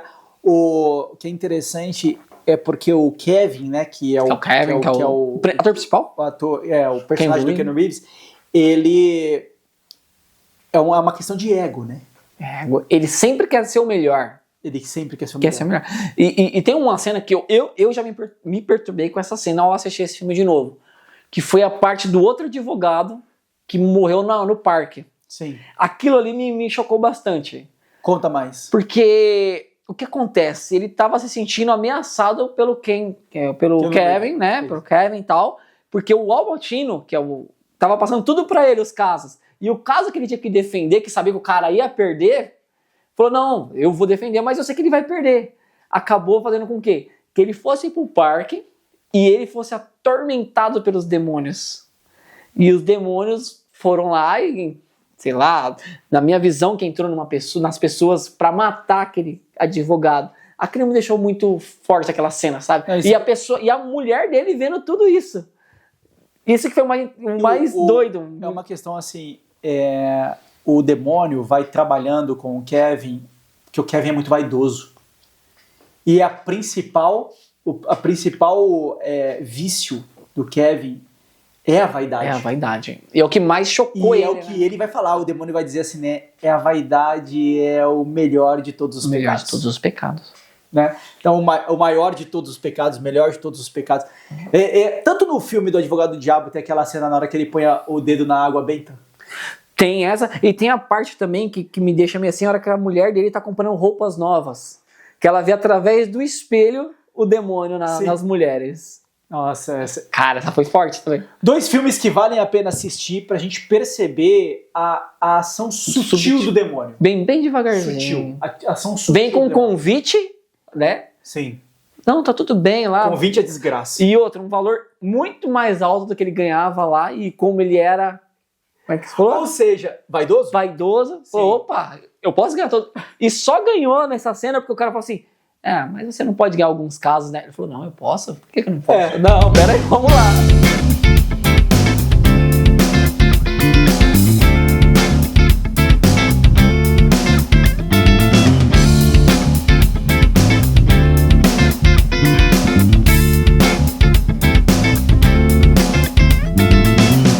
Então são 2 filmes, essas obras, né? O Carta de um Diabo, Seu Jovem Aprendiz, ou os 2 filmes, o Oficina do Diabo ou o Advogado do Diabo,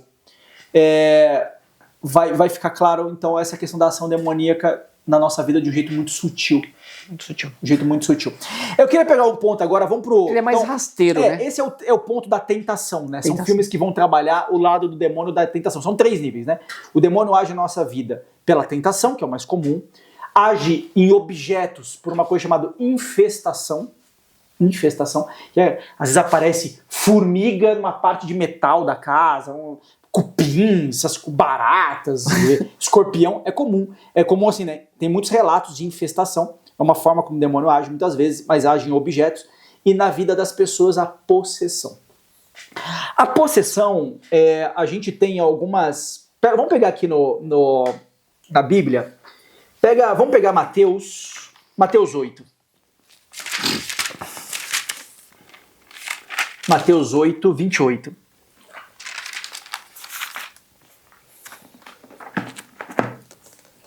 Pode? Pode. Vamos do 28 a 34. No outro lado do lago, na terra dos Gadarenos, 2 possessos de demônios saíram de um cemitério e vieram-lhe ao encontro. Eram tão furiosos que pessoa alguma ousava passar por ali. Eis que se puseram a gritar: Que tens a ver conosco, filho de Deus? Vieste aqui para nos atormentar antes do tempo? Havia, não longe dali, uma grande manada de porcos que pastava. Os demônios imploraram a Jesus: Se nos expulsas, enviai-nos para aquela manada de porcos. Ide, disse-lhes. Eles saíram e entraram nos porcos. Nesse instante, toda a manada se precipitou pelo declive escarpado para o lago e morreu nas águas. Os guardas fugiram e foram contar à cidade o que tinha passado e o sucedido com os endemoniados. Então, a população saiu ao encontro de Jesus. Quando viu, suplicou-lhe que deixasse aquela região. Então Jesus cometeu uma série de exorcismos, né? Executou uma série de exorcismos nos evangelhos. Pegamos aqui uma referência só para a gente ter assim, possessão existe. Sim. Ele deu esse poder aos apóstolos, nós lemos ali em Lucas 10, 17 e 20, né, para os discípulos, né? Sim. Discípulos que voltaram e também expulsaram demônios das pessoas. Vamos em Atos 5. Atos dos Apóstolos, capítulo 5.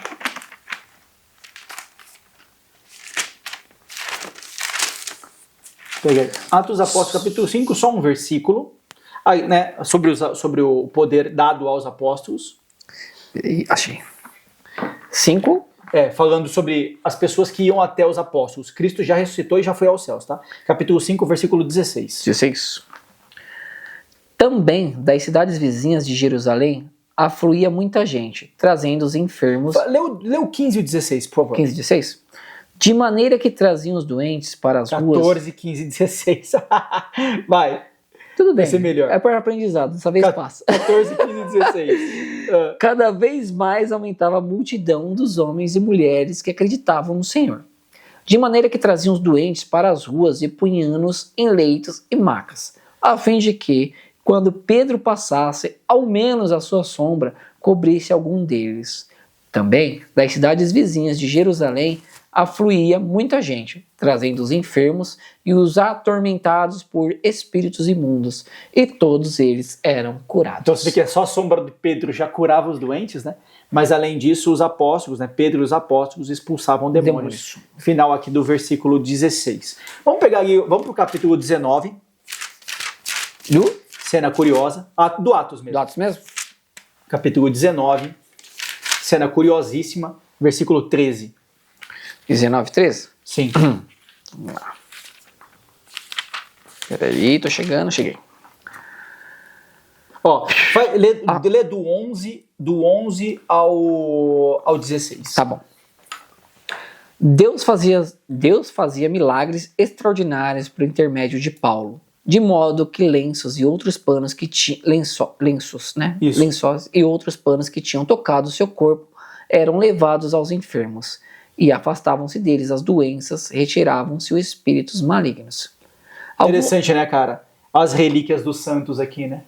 Só um pano, só o lenço do Paulo já curava e expulsava demônios. Pode continuar. Alguns judeus exorcistas que percorriam vários lugares invocaram o nome do Senhor Jesus sobre os que se achavam possessos dos espíritos malignos, com as palavras: esconjuro-vos por Jesus, a quem Paulo prega. Assim procediam os 7 filhos de um judeu chamado Cefas, sumo sacerdote. Mas o espírito maligno replicou-lhes: conheço Jesus e sei quem é Paulo, mas vós quem sois? Nisso o homem possuído do espírito maligno, saltando sobre ele, apoderou-se de 2 deles e subjugou-se de tal maneira que tiveram de fugir daquela casa, feridos e com as roupas estraçalhadas. Este caso tornou-se, em breve, conhecido de todos os judeus e gregos de Éfeso, e encheu-os de temor e engrandeceram o nome do Senhor Jesus. Muito bom. Caraca, tomou uma surra. Tomaram uma piada. Tá lá de Jesus, irmão. Vem cá, que eu conheço esse Senhor. Eu vou exorcizar o nome de Paulo. Ele falou: eu sei quem é Jesus e sei quem é Paulo. Você não é, não. Vem cá, que eu te Toma. Fecha a porta aí. Cara, só lembrando, né, nós lemos sobre Santa Teresinha, na história de uma alma, Santa Teresinha com 4 anos de idade colocou 2 demônios pra correr. 2 demônios pra correr? Lembra disso? Os demônios correram da criança de 4 anos. Opa. E ela foi brincando atrás deles. Nossa, vocês são medrosos. Volta aqui. Volta aqui. Quero brincar com seus chifres. O odor de santidade, né? O odor de santidade. E esse aqui tomaram uma piaba do demônio, da pessoa possuída pelo demônio. O que eu acho que tem 2 filmes interessantes que retratam bem. Primeiro, o Nefarius, ele é um filme recente. É muito interessante porque é um cara que está condenado à pena de morte. Ele está no corredor da morte, né? Ele vai morrer. Só que ele diz que está possuído por um demônio. Certo. Um psiquiatra vai tratá-lo. E o filme é basicamente um teatro, né? Entre o psiquiatra e o criminoso que está indo para a pena de morte. Com o passar do filme, vai ficando muito claro, o psiquiatra vai percebendo que, de fato, enfim, aquele personagem tá de fato endemoniado mesmo, né? Eu acho que uma cena curiosa é a cena do aborto, na hora que ele vai dizer assim, a gente já conseguiu fazer a humanidade cometer aborto, que é exatamente o que Deus mais odeia, né, vamos dizer assim. E nós já falamos mais muito forte, aqui sobre né? o Tofed, né? Já falamos muito aqui sobre o Tofed. Acho que vale a gente pegar a passagem ali. Vamos olhar. Pega Marcos 9:45. Marcos 9:45.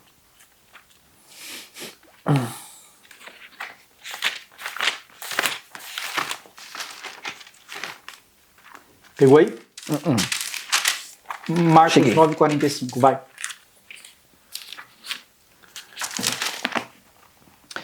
Se o teu pé for para ti ocasião de queda, corta-o fora. Sim. Melhor te entrares com coxo na vida eterna do que, tendo 2 pés, seres lançado à jena do fogo inextinguível. Exatamente. Lembra que é nesse fogo, a gente falou disso aqui num episódio sobre isso. Que fogo era esse, né? Vamos lá em Levítico 20. Pega aí, comecinho da Bíblia. Levítico 20, 2 e 5.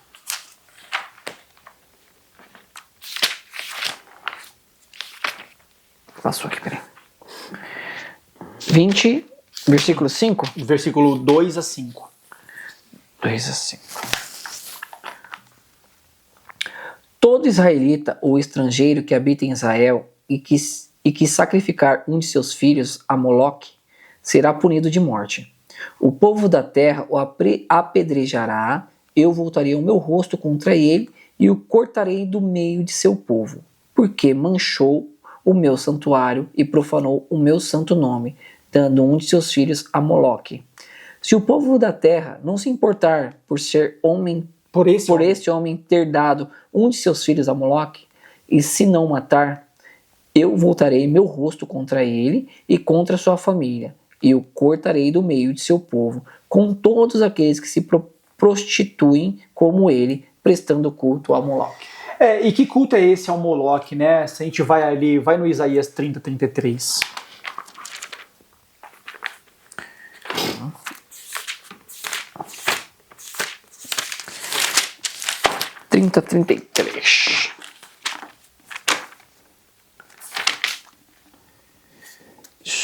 Feito. Sim, um lugar de incineração está preparado também para Tofete, cavado. Sim, um lugar de incineração está preparado também para Tofete, cavado, profundo e largo, palha e lenha. Ali há em quantidade. E o sopro do Senhor, como uma torrente de enxofre, o acenderá. Então, isso aqui nós já falamos. O Tofete era onde eles incineravam as crianças, matavam as crianças. Isso. E nós vimos no Levítico 20 que os judeus no começo também praticavam isso. Bastante. Então matar crianças é algo que Deus não tolera. No filme Nefários, na hora que ele fala sobre o aborto, ele diz, a gente já conseguiu fazer a humanidade cometer o crime que Deus mais odeia. Mais odeia. E vocês estão fazendo como se fosse algo normal. E muitas vezes quando Deus se fez homem, né, na sua vez, quantas vezes ele falava das crianças, né? Exatamente. Quantas vezes ele tem muito carinho. Muito carinho pelas crianças. Então, o filme Nefários é interessante porque um padre foi várias vezes ao set de filmagem fazer exorcismos, porque coisas estranhíssimas aconteciam lá. O diretor é bastante católico. Então, o filme Nefários vale a pena de assistir. Assim, em escala, né? O Final do Diabo vai mostrando esse lado mais do demônio induzindo nas tentações dos erros alguns que vão processos, passando né, desapercebido, né? E vão nos conduzindo ao inferno. O advogado do diabo, ele já trabalha mais fortemente a questão da vaidade e as consequências horrorosas que aquilo pode acontecer. No Nefários já temos uma possessão, então é uma pessoa possuída pelo demônio, mas não teve exorcismo nenhum no Nefários, né, no final das contas, porque o demônio quer que o prisioneiro morra. Porque o prisioneiro vai para o inferno. Ele precisa que morra. Ele vai para o inferno. E aí eu queria trazer aqui por último um filme que eu assisti há muito tempo, que é O Exorcismo de Emily Rose. O filme me marca muito, porque eu sempre gostei muito de tela, de home theater, essas coisas. E eu tinha acabado de comprar meu home theater e eu fui assistir o Exorcismo de Emily Rose. E ele tem uma cena, assim, tem muitas cenas aterrorizantes, né? Maria. A pior de todas as cenas é uma cena que ela tá no celeiro. É uma cena que ela tá possuída e ela tá no meio de um celeiro. E ela começa a falar os demônios que estão lá. E agora eu vou te responder. Entre os demônios que ela diz assim, ó, é uma legião de demônios que tá aqui. Ela fala, é Lúcifer. Ela fala, é Caim.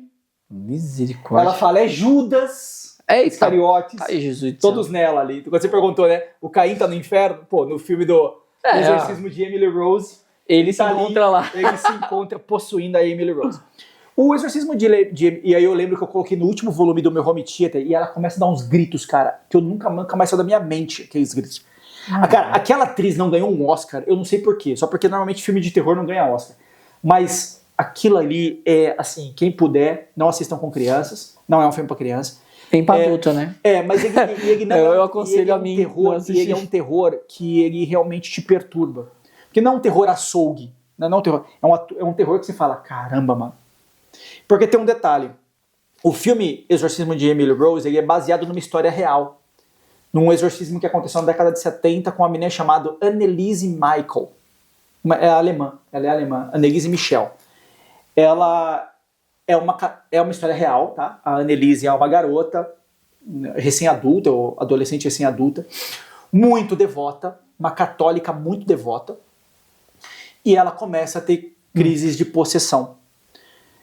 A família convoca, são 2 padres, se eu não estiver enganado, que a acompanham. O exorcismo dura mais de 1 ano. No final das contas, ela morreu. E ela morreu de inanição. Porque ela não comia, e o que não comia vomitava, ainda por cima, tudo mais. Os ataques, os excessos dela, as possessões aconteciam às 3 horas da madrugada, ou seja, o demônio escolhe a hora santa, que é a hora de Jesus, né? Sim. Para possuí-la. E é um detalhe interessante, porque as possessões, todos os exorcistas, todos vão dizer, isso na Suma Teológica fala, que os casos de possessão são raríssimos, raríssimos. Mas normalmente os possuídos são pessoas que deram espaço para o demônio. Brincando com essas mesas de Ouija, com coisas de ocultismo, enfim, se envolvendo com essas coisas que não prestam, foram deixando portas abertas na alma por onde o demônio a possuiu. Mas é um caso, a possessão ela é uma coisa muito extraordinária, porque no final das contas, se há um ateu naquela casa, o ateu deixa de ser ateu, né? Então, começa a acreditar, então. Às vezes, esse é um olhar interessante. O próprio Gabriele Amorth, o exorcista, falava disso. Deus permite a possessão para que os arredores se convertam. Às vezes não é a pessoa possuída que vai se converter, mas os arredores que assistem o que está acontecendo falam, não, de fato o demônio existe, então se o demônio existe, Deus existe, e passam e se convertem, se não inicialmente pelo amor, mas pelo temor. Eu ia falar pela dor.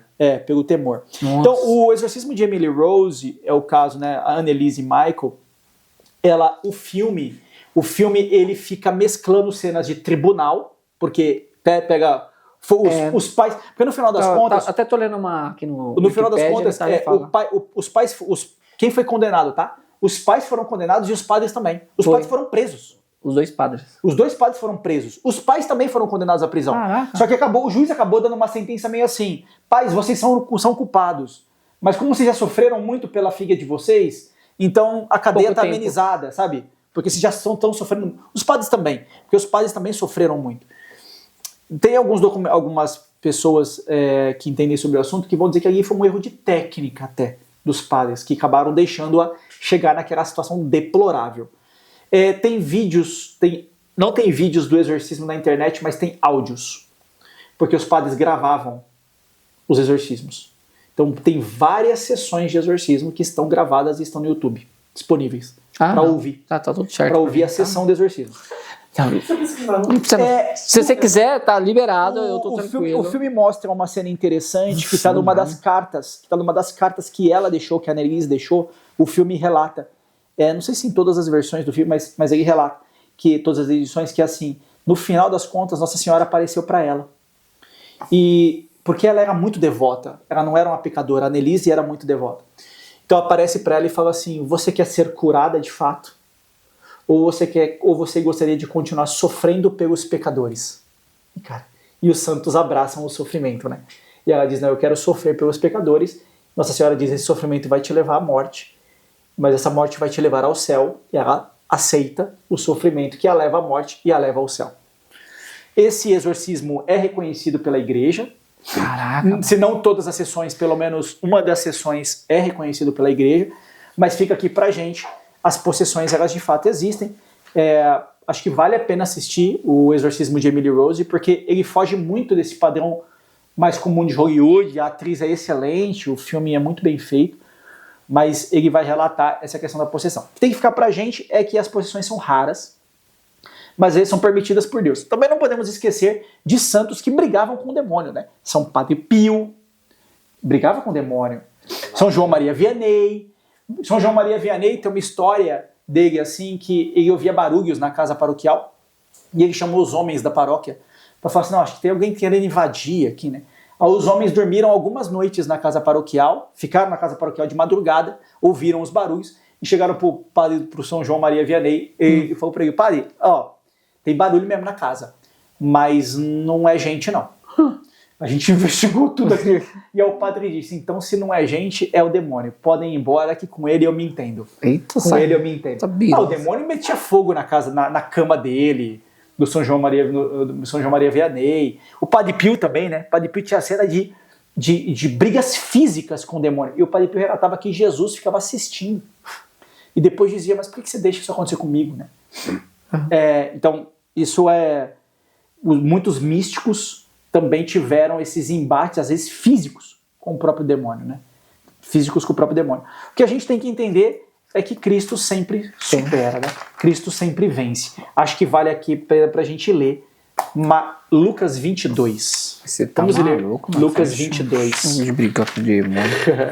Vamos ler aí Lucas 22.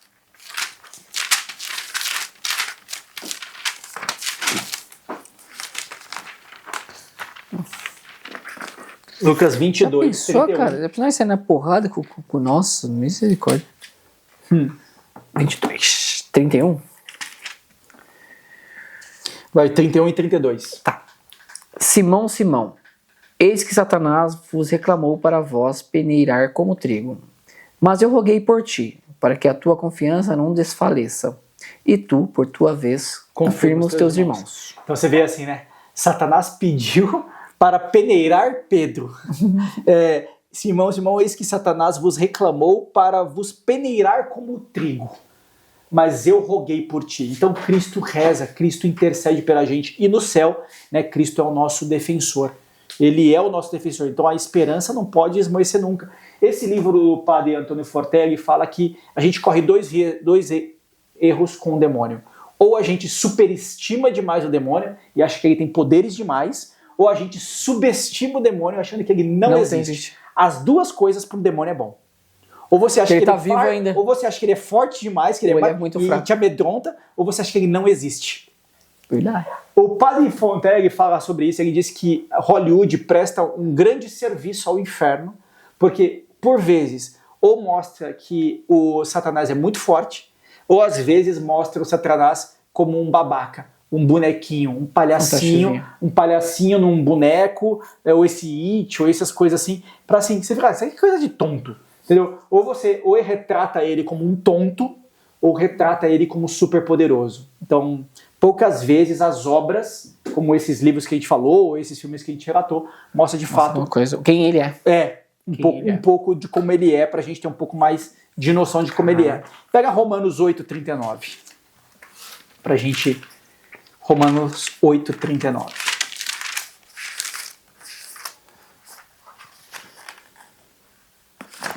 Pega o 38 e 39. 38 e 39. Pico. Já que estamos aqui, vamos 37, 38 e 39. Tá tudo certo. Já vai tudo uma vez. Quer o 36? Não, vamos no 37, 38 e 39. Mas em todas essas coisas, somos mais que vencedores pela virtude daquele que nos amou. Pois estou persuadido de que nem a morte, nem a vida, nem os anjos, nem os principados, nem o presente, nem o futuro, nem as potestades, nem as alturas, nem os abismos, nem outra qualquer criatura nos poderá apartar do amor que Deus nos testemunha em Cristo Jesus, nosso Senhor. Então, nada nos separará do amor de Deus. Eu acho que é isso que tem que ficar evidente pra gente. É engraçado como a gente vai descobrindo nas músicas. Quem nos separa. Aqui, ó. Quem nos separa. Aí a pessoa se tocando bater. Então, aqui, o que tem que ficar pra gente é por que Satanás cai do céu, né? Vamos dizer assim. Porque deixou de amar a Deus. Deixou de amar a Deus. Verdade. Então a nossa oração tem que ser para permanecer no seu amor. Porque se a gente permanecer no amor de Deus, nada nos separará. Nada nos separará. Como Romanos disse, Romanos 38, 39, nem os anjos, nem as potestades, nem os principados, nada nos separará do amor de Deus. Então a gente não tem por que temer, porque em todas essas coisas somos mais do que vencedores.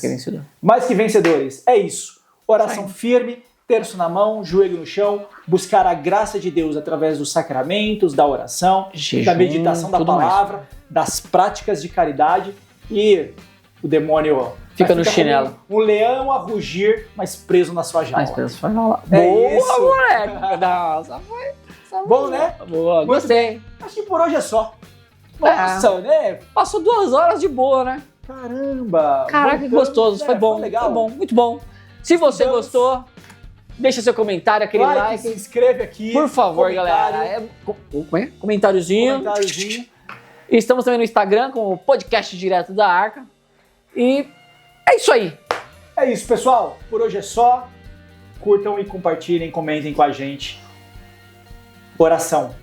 É isso? Ave Maria? Vamos encerrar com aquela que, segundo o Padre Gabriele Amorth, Padre Gabriele Amorth, agora um detalhe pra gente, é provavelmente um dos maiores exorcistas que nós tivemos e que escreveu muito sobre exorcismo, morreu tem poucos anos, era o exorcista do Vaticano.